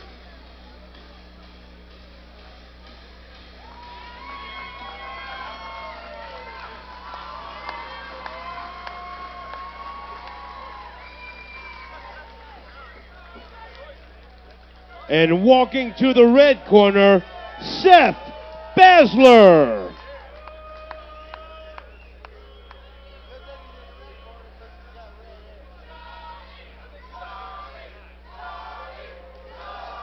Chance of Johnnie ringing out inside the Truman Memorial Building as we wait for Seth Basler to make his way to the cage.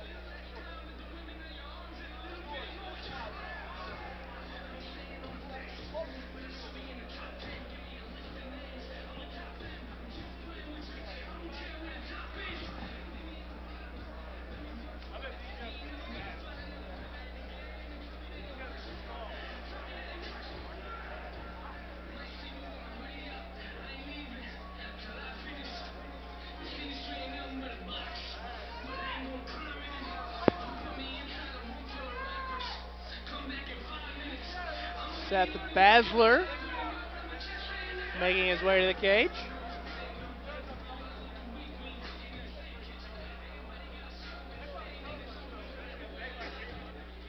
Now? Hello there. Can you hear me?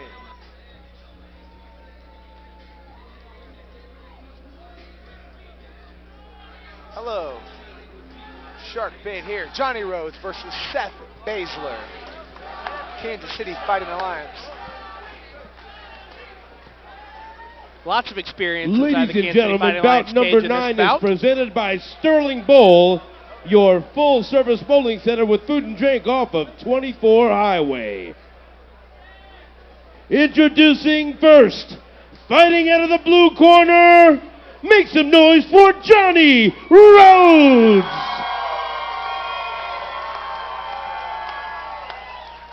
And his opponent in the red corner, Seth Basler. Mike England is Our your referee. Second pro fight of the evening. Seth All right, fella, give me Basler instructions, Justin. You got versus any questions, Johnny sir? Rhodes. You got any questions? Touch him up right there. God bless you. Come out fight. Again, a lot of experience in the cage here. Looking for a more competitive contest. Johnny Rhodes, an aggressive fighter we've seen in Kansas City Fighting Alliance, once again as an amateur to the pro ranks. This pro fight coming at a lighter weight class at 135 pounds, so expect a lot of quickness and again, two technical fighters. Good punches landed early by both fighters. Both fighters looking to be technical. Seth Basler staying right in the pocket, looking to exchange off of Johnny Rhodes, misses, and he catches him. Both fighters throwing big punches in the pocket, and a lead hook from Basler. And a right hand from Basler. Rhodes counters with the right hand. Basler looks like he's having a lot of success when he's moving forward And right a big there. punch from Seth Basler. Puts Johnny Rhodes on his back on the fence. And a big knee from Basler. Rhodes answers with a punch. And another big punch from Basler. Basler opens up with the right hand. Basler's connecting on Rhodes here. He has his back on the fence. He's connected with knees and punches. Basler laying some big shots. Basler's calculated. He's not just throwing bombs. He's calculating them and he's setting up. I like that elbow over the top from Rhodes there. Seemed to back Basler up for a second. A big right hand from Basler.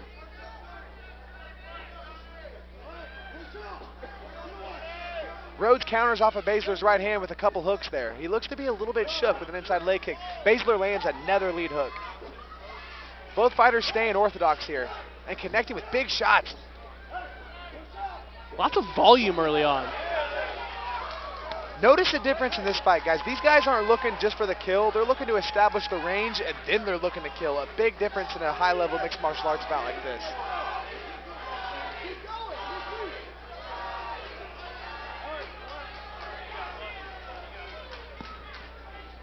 Never like to see that. Johnny Rhodes gets, Seth Basler gets 5 minutes to recover here with a low blow. But honestly, this recovery is going to help Johnny Rhodes. Johnny Rhodes was the one that was in trouble in these exchanges, in my opinion. And although Seth needs the 5 minutes to recover from Johnny's low blow, Johnny is benefiting from this. This is one of those things in MMA where you always tell a fighter, you get one warning. So if you're in trouble, well, the option's there. And they touch gloves to finish. Big uppercut from Basler and a jab to follow. Basler working that jab to establish the range. Johnny Rhodes with a big uppercut. Basler continues to have success when moving forward. Anytime Rhodes is backpedaling, Basler's landing big shots. Yeah, and Basler's not just throwing his hands, but we just saw him throw a push kick to the face. And a knee. Johnny Rhodes working the body as he has Basler's back on the fence. Ooh. Uppercut from hell. Just missed by Basler. A big lead hook here. If you notice, 70% of the strikes these guys throwing are for the kill. Big hooks. Big hooks. Usually we see jabs there, we see leg kicks to establish range. No, these guys are throwing big hooks here. Huge action in Kansas City Fighting Alliance, round number 1 in this professional bantamweight fight. Another hook from Basler and a right hand. You saw the blood splatter across the octagon. Basler landing at will now. How tough is Johnny Rhodes eating Basler's hooks? Eating them like it's nothing. Basler looks to gas a little bit, but he's still game throwing big hooks and an uppercut. And there comes the knee, but he Basler slips. falls down. This is what MMA is all about. This is what Kansas City Fighting Alliance is all about. Rhodes looking to capitalize on the momentum here. Good uppercut by Seth Basler. He's throwing that back uppercut a lot more. I'm a huge fan of Seth Basler here. Working the strikes there, he's working his range. You know, a big knee. A big knee from Basler and a hook. He's looking to finish this fight. Johnny Rhodes is covering up. Basler momentarily working to the back there. Blood coming from the face of Johnny Rhodes, dripping profusely now. You know, lots of fighters have big toolboxes, but an experienced fighter comes down to what tools are you going to use in what moments. And Seth Basler has that figured out. He's got lots of tools and he's picking them at the right time. But Johnny Rhodes is turning the tides. He has Basler on the fence. Opens with a big elbow. Elbows are legal in professional men's MMA. Big uppercut from Basler. Now both fighters look to be a little bit fatigued here. Lead elbow from Basler. Another lead elbow. A back elbow. Lead elbow. Back uppercut. Lead hook from Rhodes. Another lead elbow. Huge fan of the lead elbow in general. These boys came to fight here, and he's rocked. Johnny Rhodes with a big right hand. Is he tired or is he rocked or is he both? The volume of Basler certainly slowing down. Johnny Rhodes is pushing forward, almost hitting his second wind. Johnny Rhodes may be losing this fight technically, but he sure isn't losing it by heart. And a big right hand from Basler. Rhodes walks through it like it's nothing.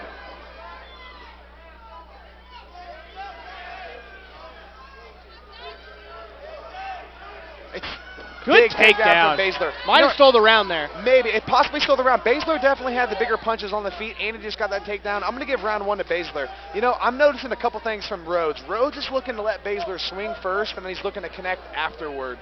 The thing with Basler is Basler's coming for more than one punch. So when Basler throws that big punch, Rhodes comes to counter, but then Basler's coming with 2, 3, and 4 more left. Absolutely. We did notice Basler slow down a little bit. So if Rhodes stays with that game plan, letting Basler throw first and then Rhodes counter second, maybe Basler isn't bringing anything after, which then could leave Rhodes with the door wide open. But we have to see in round number 2 if Rhodes is going to bring that game plan. Who knows what's coming. Great action from round number 1. Absolutely. Phenomenal second pro fight of the evening, living up to its billing. I think it's going to be a matter of cardio for Seth Basler. He certainly was throwing with a higher volume there in the first round. Johnny Rhodes was kind of weathering the storm and seemed to have caught a second wind. We'll have to see. The cardio of both guys is probably going to be on display more so than anything. Absolutely. From a full MMA standpoint, I got to give that round to Basler. Sure. You know, not both fighters, first of all, had heart, had toughness, and are both well in shape. I think Basler did a better job at establishing range and picking the proper shots. Round 1 goes to Basler, but don't get it twisted. This fight is as competitive as it gets going into round number 2. Now, when you're in there and you're in a competitive fight like this, do you have the wherewithal to think, I won that round or I lost that round, or is it such a fast-paced blur that... The takedowns help you figure that out a little bit, but as far as those big exchange brawls that go on, it's hard to figure out. Sure. Big leg kick from Basler. Rhodes once again answers with the right hand. Round number 2, sponsored by Impact Signs and Evan Stratton. Big right hand from Basler. Looks like Rhodes throwing with more volume here in the early portion of the second round.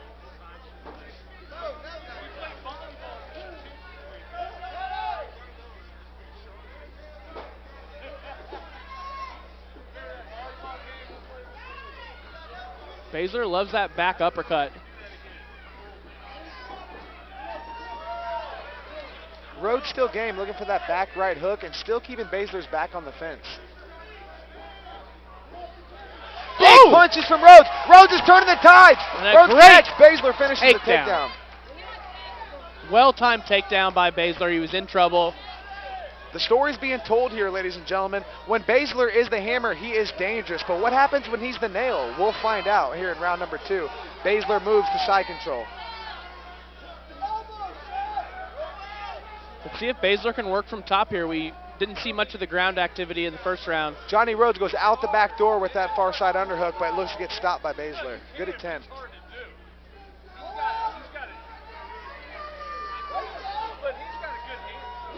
And Basler moves the full mount on Rhodes.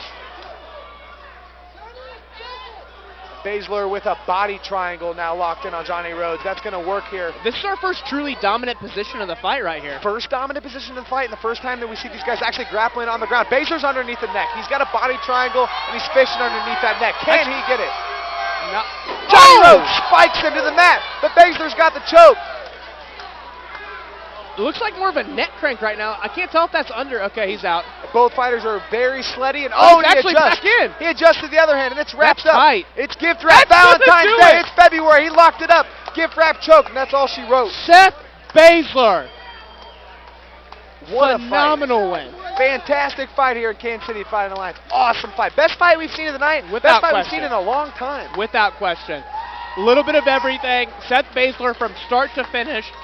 You mentioned was winning the striking in round 1. We questioned his long-term cardio, his gas tank. Comes out in round 2, gets in a little bit of trouble, secures the takedown, immediately goes to the finish. Great, picture perfect fight for Seth Basler. Awesome fight from both guys. You know, both guys showed, honestly, Seth Basler showed attributes that kind of outdid Johnny Rhodes in all areas of the game, but it was super competitive. Johnny Rhodes is game as they come. Seth Basler's got a future in front of him. Absolutely.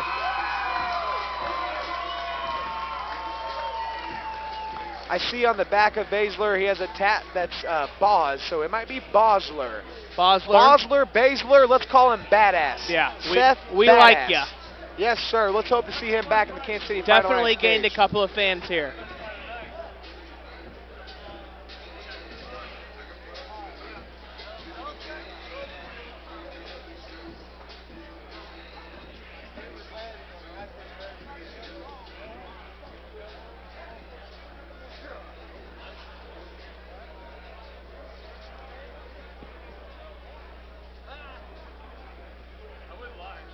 Ladies and gentlemen, this bout comes to an end at 2 minutes and 5 seconds of the second round.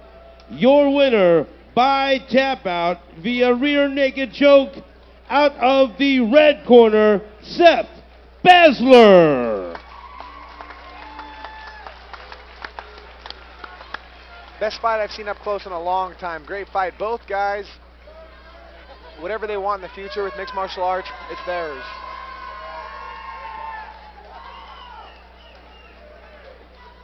Next fight, we got the big boys, the heavyweights. I'm excited for this fight.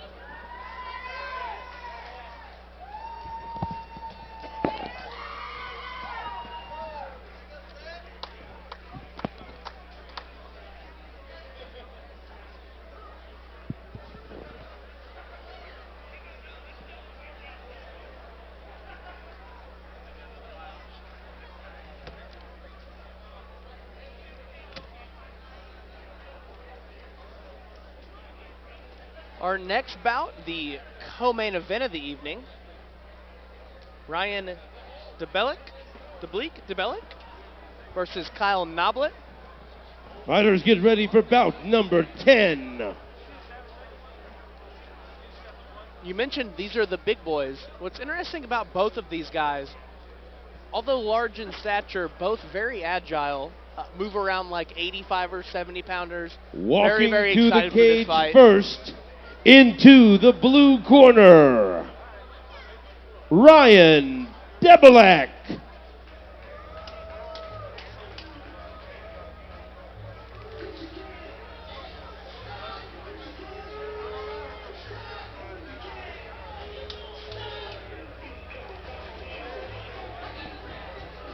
Yeah, we're moving to the heavyweight division here, and you know, with the heavyweights, you can always expect strength, power, size, and power.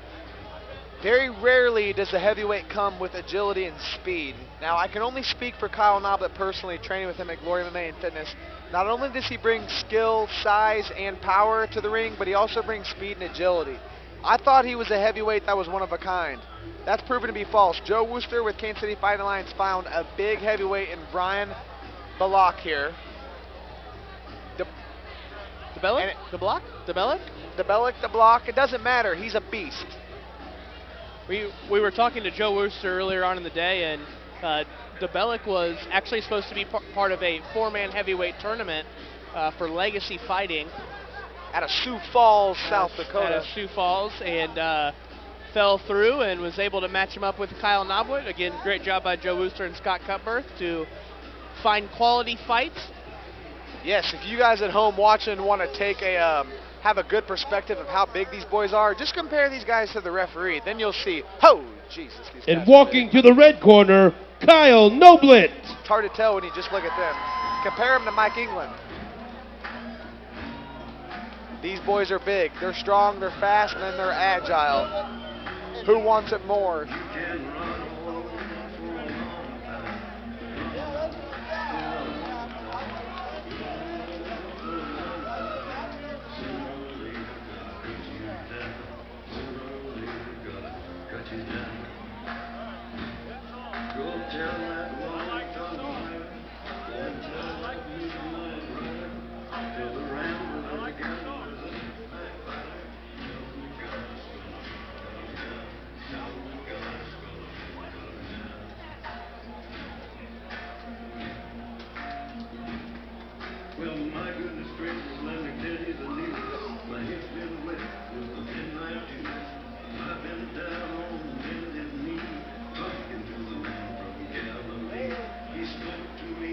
Tons of experience in the cage between these two.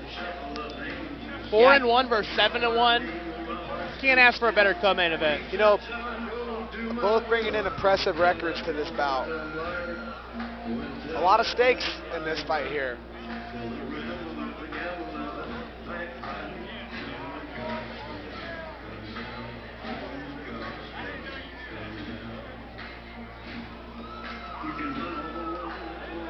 The heavyweight division at the highest level is scarce. They're looking Ladies for talent. and gentlemen, bout number 10 is presented by Independent Tire Dealers. Your We have local that independent tire dealer is a place where you will receive dependable service performed by dependable people.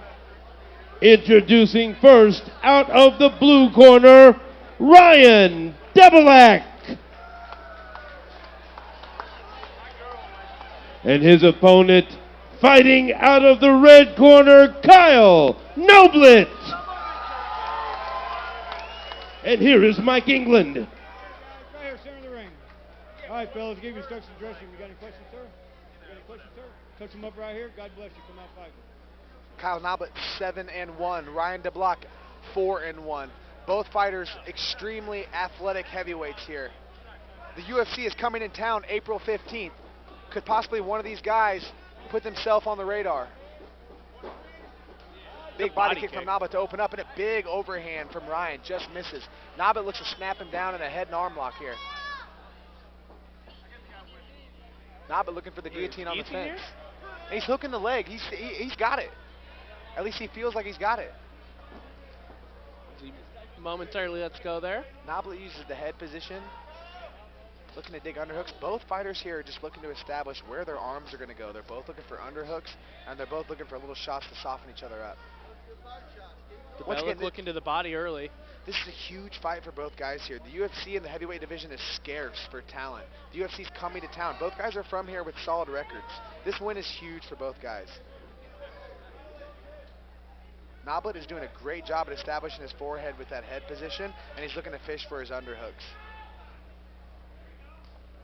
Debelak seems to be game in this exchange, but seems to be a little bit outmatched. Let's see if he can get the separation and look to trade hands.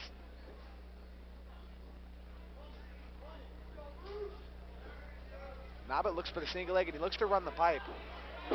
His head is not tight. Now it's tight. Looks for the inside leg choke, doesn't get it. Again, working from the clinch here is Noblitt.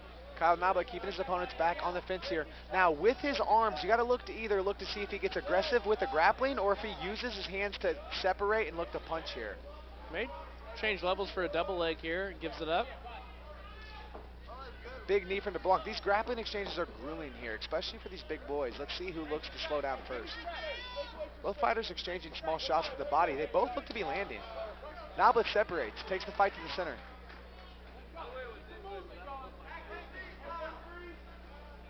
Good inside leg kick from Debelak. Big left hand there from Noblitt. Answers to that, and a kick to the body.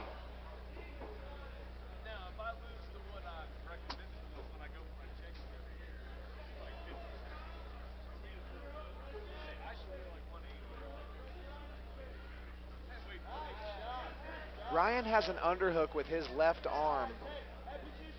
It's a big grappling advantage, although it doesn't seem like he's looking to use that offensively. Debelak now has double underhooks on Noblitt. Noblitt looking for a head and arm throw. Gives up Gets his back. taken. Ends up on top, though. Great grappling by Kyle Noblitt there. Great athleticism and hip awareness from Kyle Noblitt. It's almost like he knew that exchange was going to go down. Let's see if Noblitt can mount some offense from top position here. Noblitt looking up to soften up those ears. Looking to pass that guard, looking to go to a half guard, possibly side control.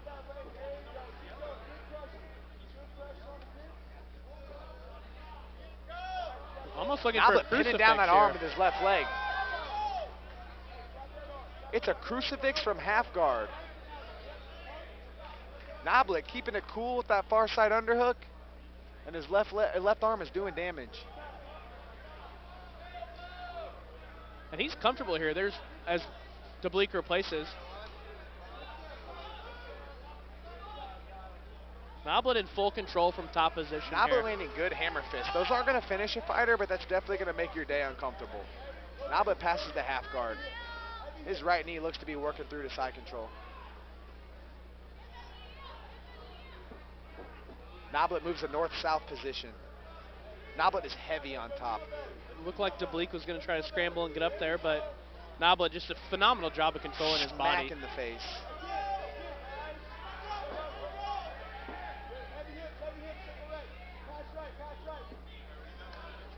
Debelak returns to the full guard. Is able to replace. Debelak replaces nicely there, getting full guard. You know, Kyle Noblitt's going to be able to assert a damage everywhere when he's on top of you. He's just a behemoth. But if you have him in his full guard, he's going to, not be able to do as much damage to you. Limit the damage, if you will. Exactly. So, way to work there from Ryan. Ryan seems to be fishing for a submission there. Maybe a far side Kimura.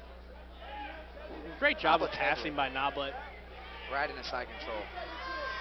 What we've seen so far is when Noblitt gets in these dominant positions again, Debelak's able to replace.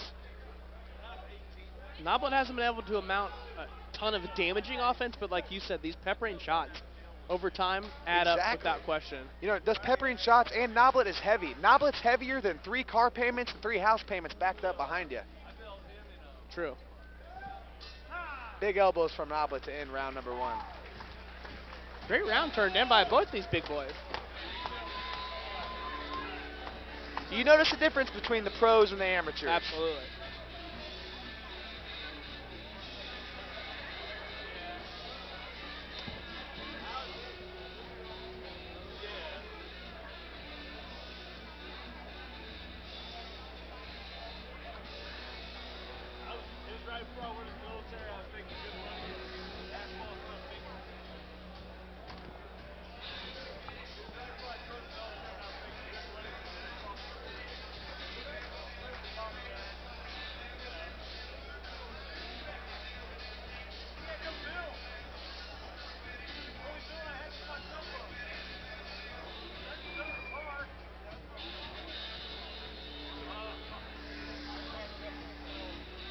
Competitive round 1 from Noblitt and Ryan Debelak. Noblitt looked to gain top control. In these heavyweight classes, usually, unless you have a Fabricio Verdum or a Vinny Magalesh or some guy like that in the heavyweight division that's dangerous off their back, usually in the heavyweight division, the guy that can get on top will win the rounds. Absolutely. Not always, but usually. Kyle Noblitt was on top. Round number 2 underway, co-main event. And a big exchange. Both fighters seem to have good boxing. It seems to be pretty equal, but once again, Noblitt puts his back on the fence. Noblitt working for a double leg here. Actually, it's a single, excuse me. Noblitt looks to run the pipe, scoop and score. Big slam. Slam, bam, thinking, ma'am, into side control. Noblitt looking to mount some serious offense early in the second round.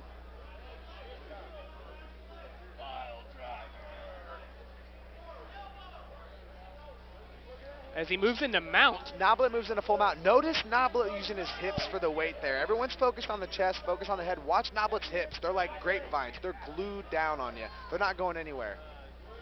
Let's see if Noblitt can Might be looking for some sort of Americana. And there's the key lock from Kyle situation. Noblitt in full mount. The key lock, Americana, and it slips free. Whoa.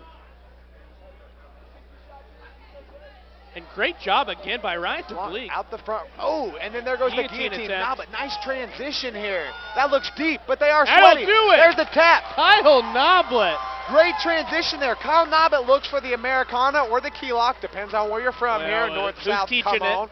Exactly. Yeah. Transition, hits the back, transitions to a guillotine. A la the James Krause, trained out of Glory MMA and Fitness. And this Kyle was a great Noblitt. transition because Debelak did a phenomenal job of getting up from a bad spot, but right into the guillotine. Noblitt, again, it goes back to heavyweights moving like 70-pounders and being able to transition from all phases of grappling. Kyle Noblitt, 8-1, and this is huge. People don't realize this. You know, you got to look at the highest level. The UFC needs talent. 1, 2, 3, and 4 in the UFC are full of killers. 5, 6, 7, and 8, it's ready Wide for open. new talent. It's Yeah. wide open. They're coming to the Sprint Center April 15th. Kyle Noblitt's here at Kansas City Fighting Alliance. Sign him up. Sign him up. This is where the talent's brewed for the next big stage here at Kansas City Fighting Alliance.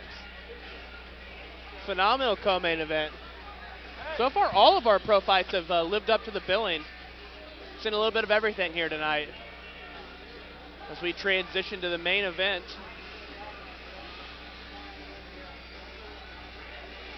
Let's go inside the cage for our official decision.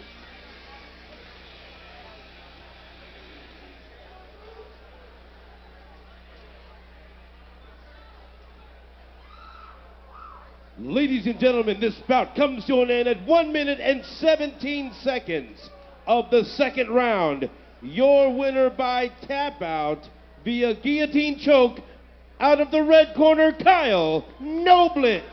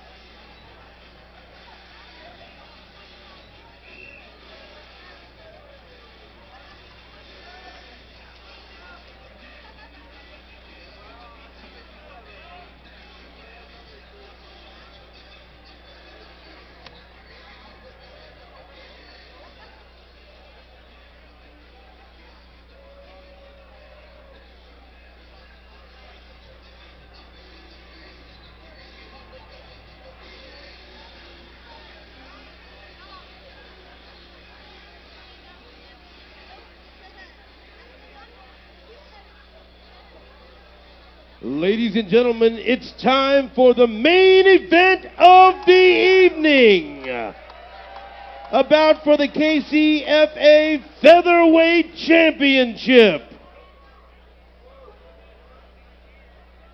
Fighters ready for the main event. Walking to the cage first into the blue corner, Chucka Willis.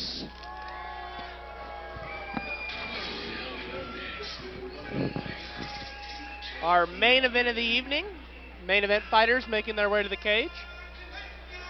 William Joplin versus Chucka Willis. The original main event for Kansas City Fighting Alliance 22 was Grant Dawson versus Chucka Willis. Grant Dawson was the featherweight champion at Kansas City Fighting Alliance. He was unable to make the 145-pound weight limit. So he thus vacating his belt and opening up a title match between Chucka Willis and William Joplin as our main event.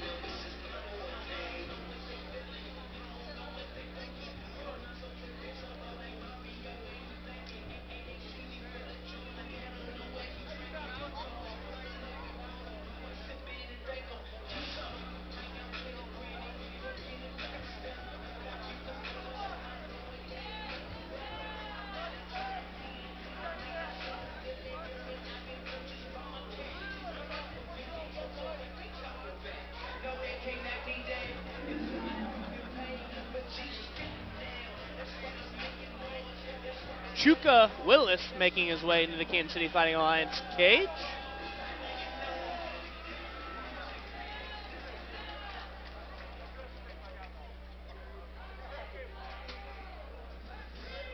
And walking to the cage into the red corner, William the Armadillo Joplin.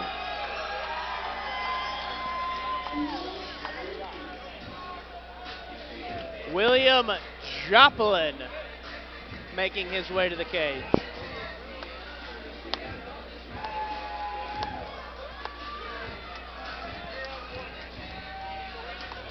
Taking this fight on 1 day notice, nonetheless.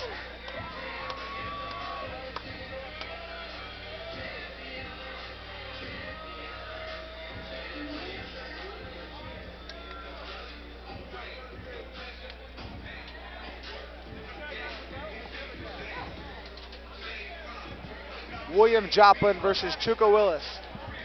This is a modern day soap opera written all over it. William Joplin takes this fight on what, 24 hours notice? Maybe less. Maybe less. Grant Dawson and Chucka Willis were scheduled tonight to fight at 145 pounds for the Kansas City Fighting Alliance featherweight title. Grant Dawson was the champion. He came in super overweight. He got stripped of his title. Chucka Willis comes in a little bit overweight. He's not eligible to fight for the title. The only man eligible to fight for the title, William Joplin. He cashes in the Money in the Bank. Ooh. A la Seth Rollins. Originally, a la Seth Basler. Grant Dawson versus Chucka had the ability to fight for the title. Now it's only William Joplin, a.k.a. William Ladies Seth Rollins and gentlemen, one-man title fight. This is our final bout of the evening and the main event for the KCFA Featherweight Championship, presented by McCarthy Auto Group. View the new 2017 inventory at any of the McCarthy locations throughout the Kansas City metro area. Make sure to head over to the official KCFA after party tonight at the Flamingo Lounge. Now introducing first, fighting out of the blue corner, Chucka Willis.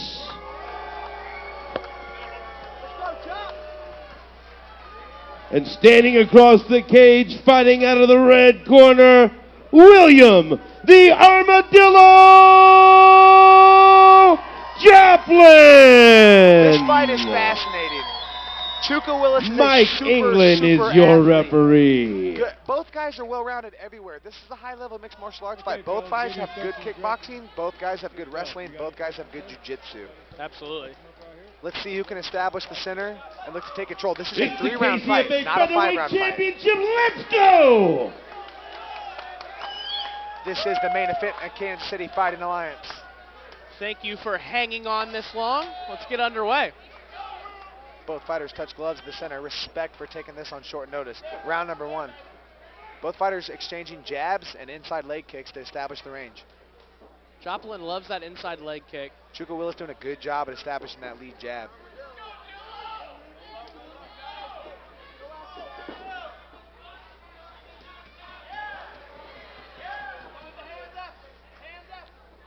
Good feeling out process here early on.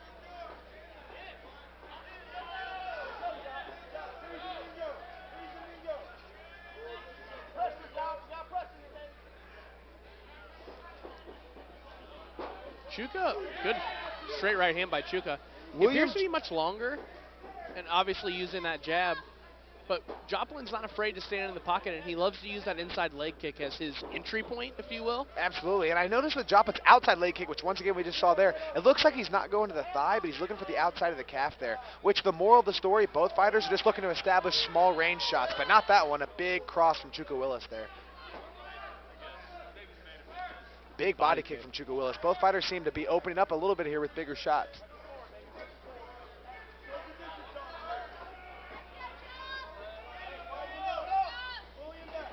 Big cross from Chucka Willis. It looks to connect big on William Joplin. William Joplin has a chin for days. Expect William Joplin to be colored up here. Spinning back kick to the head from Chucka Willis. Chucka Willis seems to be finding his rhythm, seems to be finding the range. Let's see if Joplin can adjust. And a big overhand from Joplin, he misses. And this is what Joplin has to do to be successful. He can't let Chucka get into a rhythm, settle down. He's got to keep him guessing with things like that. Exactly. And keep him off on his back foot, really. Yeah, even though that big overhand didn't land, it still keeps Chucka Willis honorable. It still keeps him, wary of Joplin's strengths here. So it didn't land, but it was a plus. Absolutely. Ooh, and a 3-2 outside leg kick from Chucka Willis. That was beautiful. Look, he's hitting pads out there. Flying knee, switch. He showed the right. He brought the left, but a big right hand from William Joplin. Chucka appears to be really settling in now.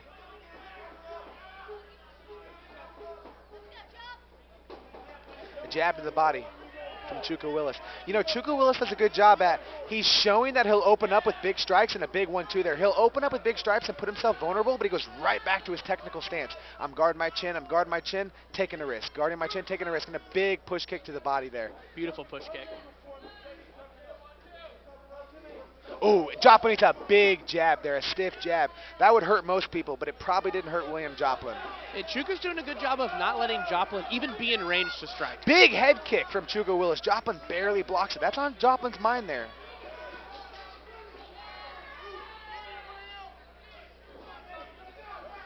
Chucka Willis opens up with 5 jabs there. Those jabs aren't looking to do damage. They're looking to find the range. Level change from Chucka Willis. Chucka Willis is definitely establishing the offense here. Just over 2 minutes left. Another spinning back kick. Joplin ate it on the forearms. It didn't land, but it's just showing. Another inside leg kick. Those kicks to the calf are going to... Oh, a big back knee and a right hand from Chucka Willis. Take this into account, folks. Chucka Willis is bringing big knees. He's bringing big hooks. They are spectacular, yes, but watch William Joplin's kick to the calf. Another one. He brings a lot of kicks to the calves, and they do add up, I promise. Just keep watching William Joplin. This is a long fight, and he pins Chucka up on the first fence. Level change of the fight. Joplin's certainly known for his grinding nature. This is where he needs the fight to be. Exactly. This is exactly where William Joplin wants the fight. When Chucka Willis's back is on the fence, he can't throw those devastating knees and big hooks that he's capable of. And he's showing high kicks too, so even more weapons that he can't throw off his back off the fence. Let's see if Joplin can mount some offense of his own here. Chucka just doing a phenomenal job of defending that. 45 seconds left here in round number 1. Chucka touching that jab and a big right hand. These shots are landing. It doesn't seem to phase Joplin at all. He's ducking into him, eating these shots, telling Chucka to bring it. Another kick to the calf. Chucka Willis changed stances. I was going to say, I'm not sure if that had to do with the calf kick or not, but he certainly changed stances after a calf kick. And hasn't switched back since. Big right hand from William Joplin. Joplin looking to work that calf and pin him on the fence.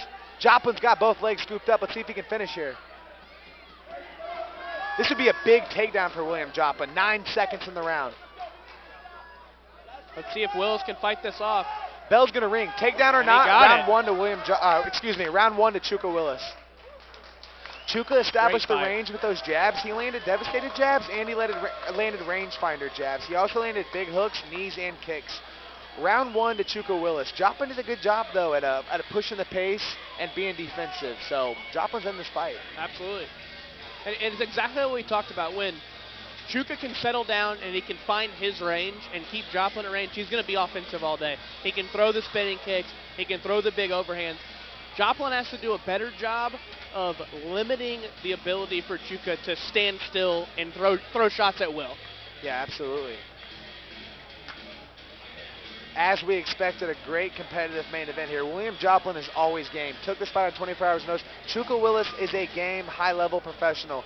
We see guys at the biggest stage that aren't as good as Chucka Willis. Chucka Willis is as game as they come, and William Joplin steps up on 24 hours notice and is bringing it to him. Absolutely. Props to both fighters here. Second round of action about to get underway here. Kansas City Fighting Alliance 22 main event. Joplin versus Willis.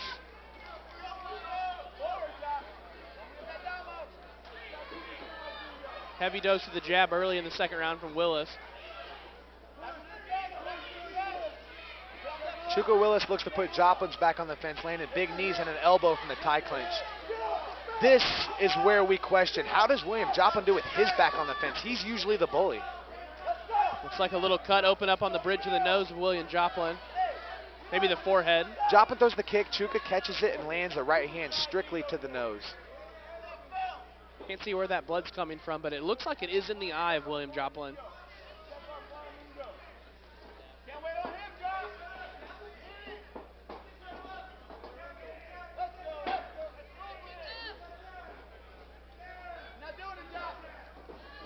Uppercut attempt parlayed to a spinning back fist. Unsuccessful.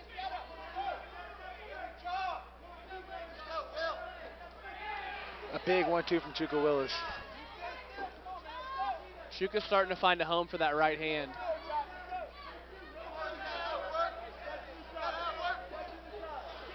William Joplin seems to be looking for that spinning back fist. He looks to be setting it up with a 1-2 and then bringing the lead hand spinning. We're seeing Chucka do more and more of this. Rangefinder, rangefinder, rangefinder jab, overhand, or straight right. Yeah, Chucka Willis is operating on a touch-touch-go basis Yep. here. He's touch-touch, he's going. He's touch-touch, he's going. He's got good footwork and he's got a good jab here. He's looking beautiful. Ooh, and another 1-2 tags William Joplin. Joplin's got a chin for days. A chin from granite. A new countertop. Good right hand by Jop there.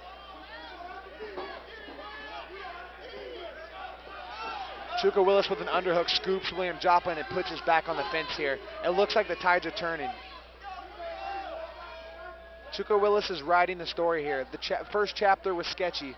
The second round here looks like it's opening up to be Chucka Willis' fight. He's got William Joplin's back on the fence and he's establishing the kickboxing. All Chucka Willis so far here in the first half of this second round. A big elbow from Chucka Willis. Joplin just shakes it off and walks forward.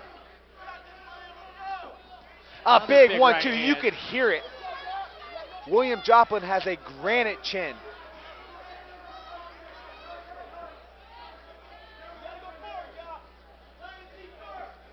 Big push kick to the body. William Joplin seems to be talking to himself. His eyes are swelling shut. The left eye seems worse than the right, but they're both inflamed. Chucka like a sniper now with that right hand. Chucka Willis is bringing pills, and he's not bringing ibuprofen for that swelling on the eyes of William Joplin. And a big 1-2 from Chucka Willis. Outside leg kick. Oh, and a spinning back kick.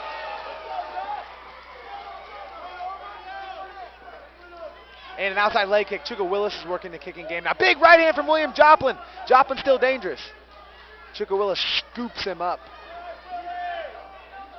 Joplin's going to need more of things like that to occur to keep Chucka off of him. Notice the head position from Chucka Willis, digging his forehead and upper head into William Joplin's chin here. It's going to establish his ability to dig underhooks and work those knees. If Joplin keeps raising those legs, I can see Chucka Willis looking to run the pipe off one of them.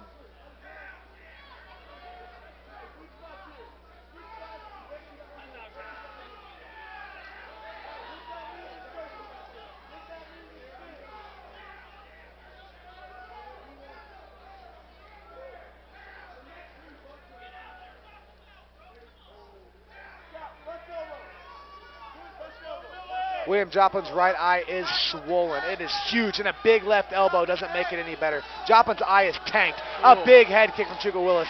And a lead hook. He's getting tagged. Joplin goes down. This could be Chucka the Willis beginning takes of the it back. end. William Joplin's taking a lot of punishment here. This fight's about over here. A big knee to the body. William Joplin is hung in tough. These are devastating uppercuts. The ref's going to step in here and stop this. But Joplin's still fighting. William Joplin was fighting back. Okay, William Joplin was fighting back. He was taking a beating. I'm not going to argue with that stoppage. But if you're intelligently defending yourself, he was doing that. I think that's a phenomenal stoppage. He was taking unnecessary damage at that point. Definitely was not a bad stoppage. Chucka Willis was laying the hammer on him. He was stomping him down in a bad way. But William Joplin was on his way up. These are seasoned professionals. Definitely not a bad stoppage, though. Devastating Chucka strikes. Willis with a massive second round TKO victory over William Joplin. Again, William Joplin taking the fight on 24 hours notice. Mad respect to William Joplin, but Chucka Willis from start to finish, was able to find a home with all of his strengths. Yeah, Chucka Willis came out here and looked exactly like what he is, and that's a high-level professional ready for the big stage.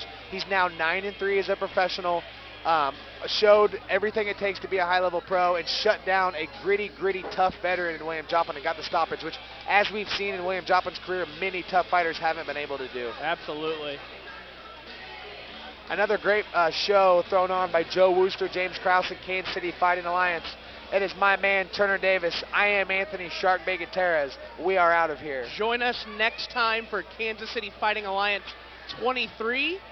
Josh Tully versus Damo Garcia. Going to be a phenomenal show. Saturday, Ladies and gentlemen, this May bout 6th. has come to an end at 4 minutes Go inside the cage and for our official 35 decision. seconds of round number 2. Your winner by TKO out of the blue corner, Chucka Willis.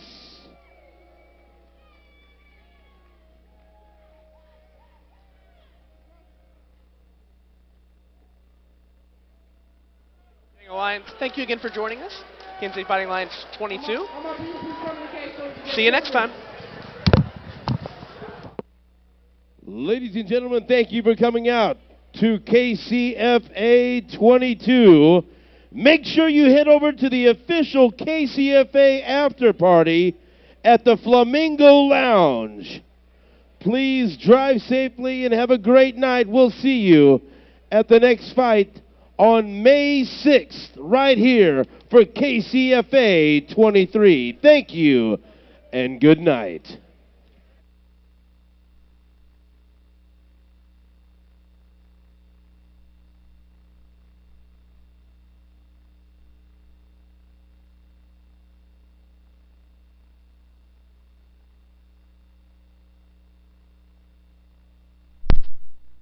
Muay Thai, the reason he wants a round cage is a round cage you can move around different, more like a ring. He wants to do his triangle. Yeah. I think it looked like a brand new cage with some new mats on it. Your fencing is great. The floor needs some work. You know, yeah. My yeah, knees the hurt floor for 2 months afterwards. 1 month because I'm old, and 1 month because of the floor. Yo, and this thing's had some battles in it. She's been around a while. She's held up great. Yeah, she's a good-looking cage. Thank you, Monster Cage. Tyler baiting him. Sticks his head out there even. Look at that. Look at that. Someone's got to attack here, though. He's planted something. You know, I do. This Rathbun kid, he's definitely, clearly very tired. Yep. But he's still trying to kind of There's your leg rule the kick. fight. There it is. Yeah. Bell's got to take that kick again. It's right there. Take those points and keep on kicking them. I think he's going to go for a knockout. He's trying. Sometimes those kicks will open it up, though. I mean, that leg is right there. Start chipping away at it. In the third round, you can do that. Yeah. You can do some. They're already tired. Yeah. And you know, I didn't get to see any stand-up by Bell, but I've been pretty impressed. His head movement. Yeah. Moving away from him. He's got pretty good stand-up, too.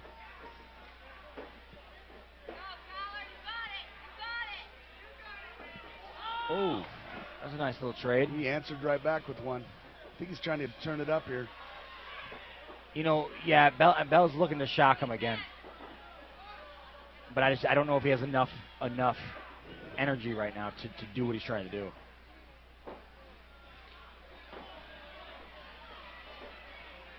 You know, they're doing well. It's definitely slowed down, but it's a good fight. Yeah. The fans, it always makes me laugh when fans are getting upset. They're working. I mean, You know, this a is lot of chess times match fans right don't here. always know. No. They're learning. They don't. They're just coming. A lot of them are just coming for the blood, you know. Yeah. They don't understand what's going on out there. It's true. It's true. Because I think it's a great fight. I'm This enjoying it. really, it is a great fight. This is a great fight. I'm really impressed with the heart of Rathbun. He's really. Oh, yeah. He was rocked that first round. Looked like he was in trouble. Yep. He's a great ref.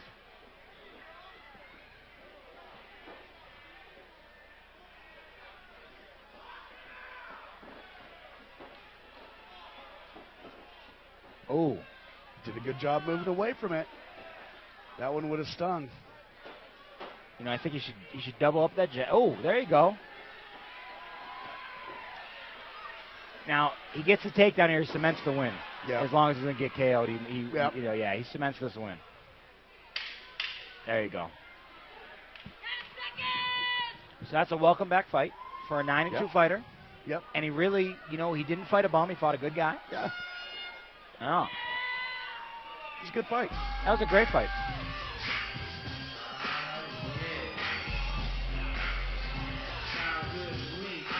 Good job for Randy for stepping up too. Yeah. I mean, we called all over. How many weeks notice? I think 2 weeks. Good for him. On Randy. Good for him. Man, Oh, come on. that's one thing Nebraska does not mess around with. Either is Colorado. No. But see, Colorado's a 60-day or 90-day suspension. He fell down. 60? Colorado's 60 or 90? I think Nebraska's the same. I think Nebraska's 30. Isn't that what they were saying, 30? Oh, is it 30? It might be.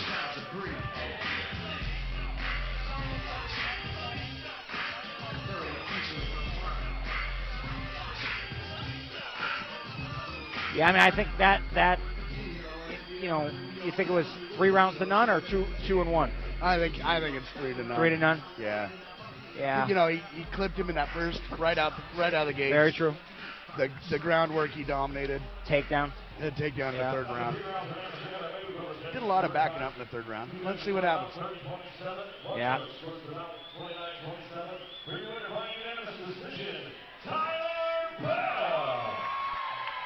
Good fight though. That was, you know what? That was a great fight. Awesome job for Randy to step up, take on a guy with that much experience. But Tyler, I think he cut down 10 more pounds and then go pro.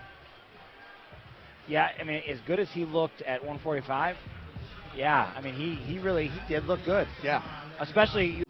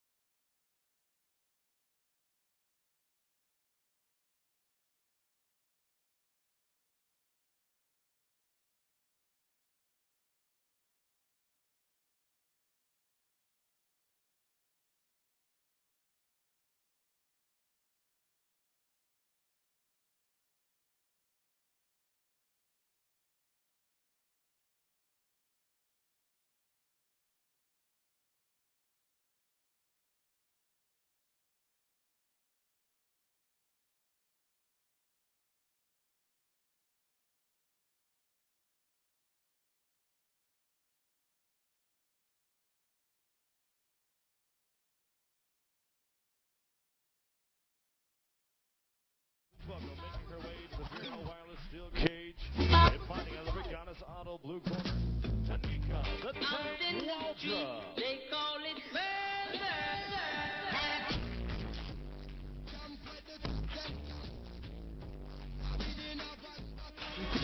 All right, guys, we are back with another ladies' fight on the card. Tanika Waldrop looks focused, looks ready. Definitely the taller fighter. Interested to see how this plays out if she uses her reach advantage.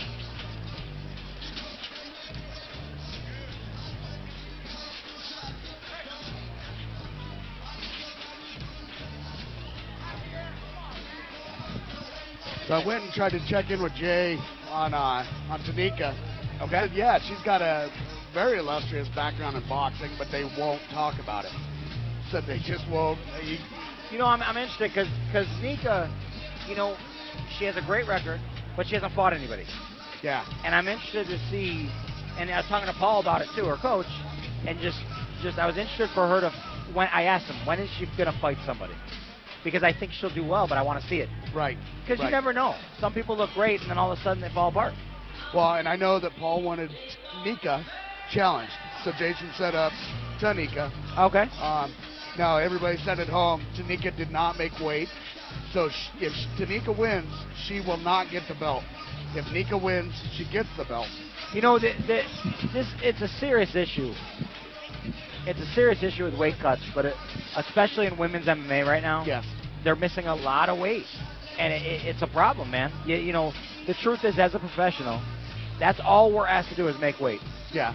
That's it. And I will. They were stuck in a car for 15 hours coming from Texas. We had a heck of a blizzard out here. But at the same time, Nika came from the central Wyoming through the same blizzard. Here's my thing. My fight, I fought for Glory 2.5 years ago. I was called 3 weeks and 2 days before the fight. I lost 42 pounds to make that fight. But what about women, though? I mean, they hold water. I mean, what? How much different is it for a woman's body? Much different. Because their bodies are built to hold water depending on when, the cycle and 100%. It is much different. Absolutely, it is. However, it's not like she's the first woman to ever cut weight. Exactly. So we know how to do it. And I'll tell you, my female fighters, we have them cut less. The day of weigh-ins, a 125 female, the morning of weigh-ins, it was only going to be 3, 4, 5 pounds over, where a guy is going to be 5, 6, 7 pounds over. But we know that and we plan for that. Right. I'm looking at Nika, though, talking about weight and muscle mass and everything. Pretty sure she can bench press me in my prime. Yeah. We got Special Forces here, Russian Special Forces. So, who? Nika. Nika Special Forces? That's what I heard. Really? Originally, when Nika first came and fought for us, I was told she was Russian Special Forces. Yeah, but how old is she? You would ask me that. I've seen her. I've seen her damn ID on mixedmartialarts.com. And I hate to stereotype it, just like talking to how Russians are played out. I mean, she's very dry, very to the point. She looks great. It was the hardest damn interview I ever did in my life. She just, yes, no. This should be a good one, though. Yeah, I mean, she's definitely got the muscle and size. I'd like to see Tanika, if she uses her if she's a boxer, she's definitely going to use her distance. Yep. But clearly Nika is bigger. Yes. I mean, Nika's got great legs. And from when I first saw Nika, she's very lean. She's lean. Tons of her muscle legs on are her. big. I'd like to see some kicks out of them. Clearly she's strong.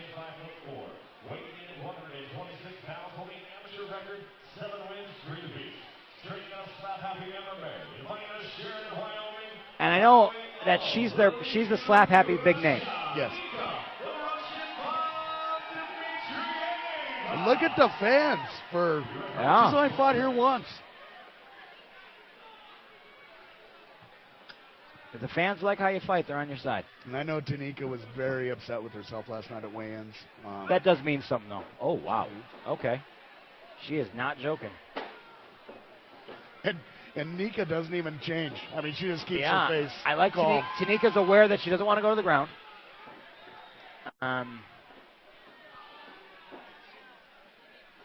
If she would crank that, she's going to have that choke right now. Wow. And that's why they don't talk very much out of Tanika's camp. I like the cross face. I like the aggression. She's got to stay out of her legs, though. Nika's too strong to wow, great. She's trying to convert, though. I like how much effort Tanika's putting into just fighting smart. And whenever I've seen Nika, whether it's on video or in person, I have not seen her on the ground. And there it is. Yeah. No, she doesn't have it. Tanika should do the crossface right now. She take the left hand, put it across face, and lift up. She's doing it with the right. Which is giving up the arm bar. Right to the arm bar. And she should pull it now, but she could convert it to get it if she doesn't pull out soon. However, see, she clearly has some jiu-jitsu training. See how she brought that foot around? Mm-hmm. So she's not going to be able to crank it the way she would like. Mm-hmm. Okay, she let it go. She knew. Wow. Nice backup. I thought she was going to get that full mount. I mean, you definitely, it shows here. Tanika is the smarter more technical fighter. Mm-hmm. But Nika is clearly extremely athletic and extremely strong. Yeah. It's a good match. It is a great matchup. I like Jay Marlin put some good fights together, man. We're pretty proud. We knew this was going to be a solid card coming in. Oh, great card. I think it definitely shows, the love. Our last October show, we were not impressed with what we'd done. We're better than that. The last card that I was on with you guys, the main card, the last 6 fights were phenomenal. Yeah. It's just important to me that no matter who it is, I want them to come out and learn. Now I'd like to see Nika here if she would drop her weight though, and put that hip on her belly and put some effort into it. There's way too much space here. Put a combat knee in there. Yeah, way too much space here. There it is. Ooh.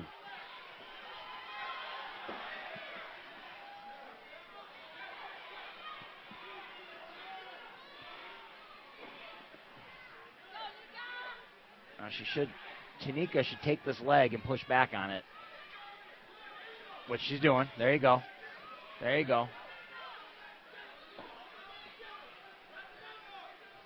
Now, this arm, see that arm that's on the ground, she should take. She got it off the ground. There you go.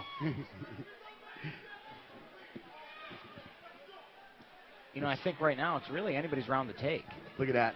Yeah, it's very back and forth. She looked over to Coach and just shook her head right away. She just knew. It was that communication they got. Absolutely. I know Paul and Nika are very close. Paul does a very good job at really being close to his fighters. She's going to let go of that cage, though. No, good job, ref. Yep. Very good job, ref. Used it to her advantage. Yeah, you can't do that. She got top position because of it, and that the ref did a great job. A great job with that. Yep. Oh, wow. Wow. He ain't even messing around. I do not like that call, to be honest with you. Yeah, but it needed a point. I like the call of not giving her position. Right. But the 1 point, I think, is not reasonable. Not the first time. Yeah, he could have just stood him up. Yeah, I agree. He should have stood him up. She should have lost position and been warned. But Blake is a good ref. Oh, man. That Nika is way too tired. I'm worried about that with her strength. If Tanika could head kick, the head kick's wide open. And Tanika looks like she's just warming up. Yeah, but you know what? Nika still... Oh, wow. Man, that went right down the pipe and pissed her off.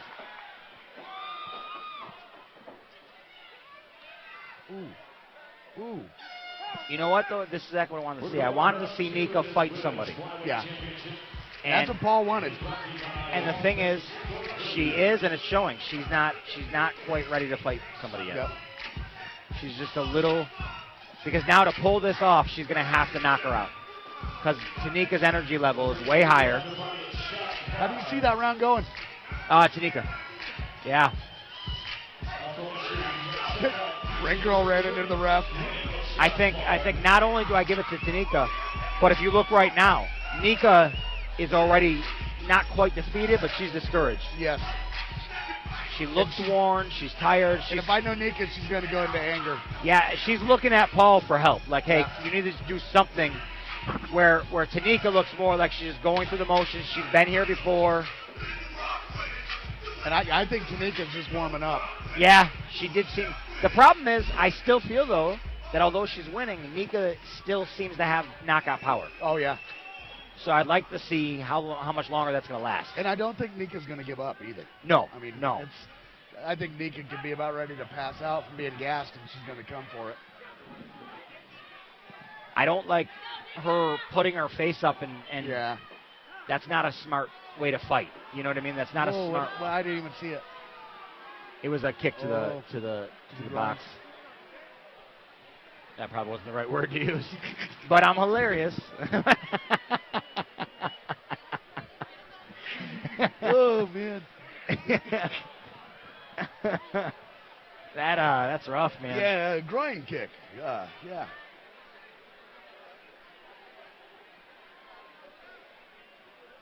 I looked away and I didn't catch it.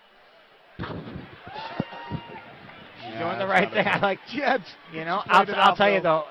My first pro fight, my pro debut, I got kicked in the groin. And I can just remember shaking it out, thinking, man, I got to get ready. This is terrible.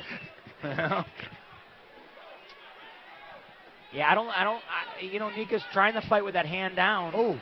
And I just don't think she's not quick enough for it. Yeah, it worked once, but it ain't going to keep working. Right.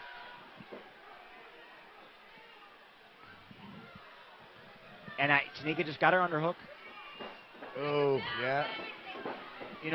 I think,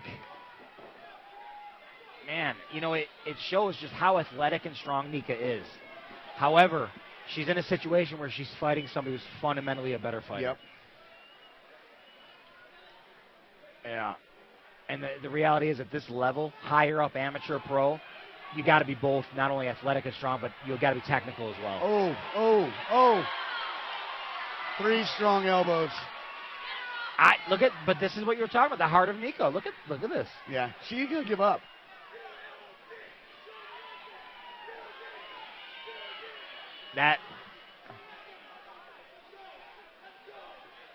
Very impressed with Tanika's ground. I wondered with her boxing background. No, she clearly has ground. What her ground is going to be like.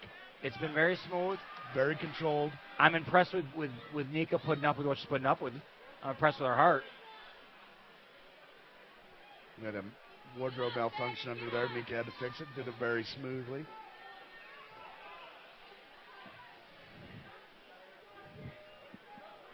I can't. I don't know the slop over there, like what's happening right now, but it's very unorthodox. Yeah. I don't really know what's going on here. You can tell. Nika's just too tired, dude. She's so tired. She went for a very lazy leg ankle pick. She's not going to get that.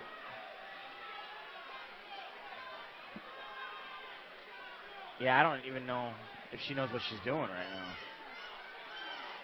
Tanika should probably just pop up and hit her. Yeah,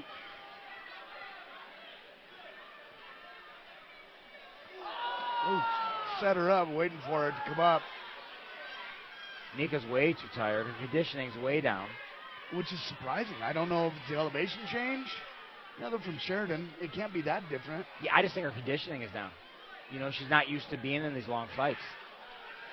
And which is strange, though, for somebody with this isn't her first or second time.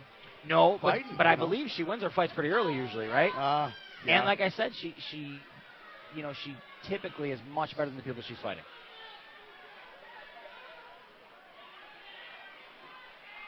Wow, she is tired. She is really tired. She reminds me of a heavyweight right now. You know what I mean? Just, I got nothing left. Oh.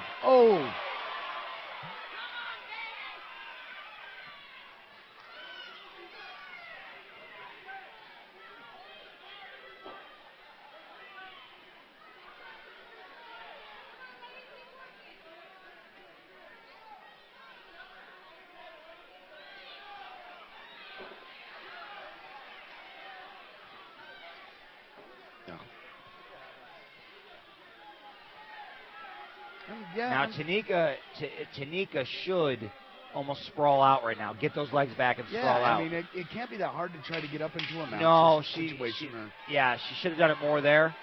She heard the bell, though. I think gave it time. But again, she wins this round easily. And clearly Nika is tired. Let's go. Wow. Oh, you can't do that. You cannot do that. Oh, come on. This fight's over. This fight's over. They got to call it. You got to call it. She's almost out of it. She's too tired, man. That's Look, Paul looks discouraged. You have to. Your fighter, you can't do this. And you can't say it's because she's lazy. I know she works and she works. No. I think her conditioning wasn't prepared for this. Yeah. I'm impressed with how good she looked. I'm impressed with how athletic she is. You think she's got too much muscle on? Is that the problem? No, because I'm a big guy. Yeah. It's how you treat the muscle. And I think with her, she's got to put in more conditioning work. Put your arms out front, lean side to side. They gonna be on you. Hit that. Ain't nobody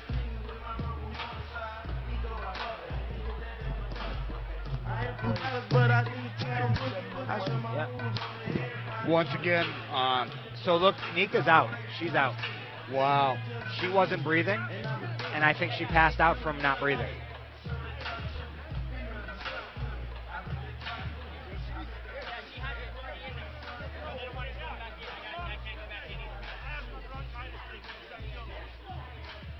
Yeah, she passed out again. She's out again.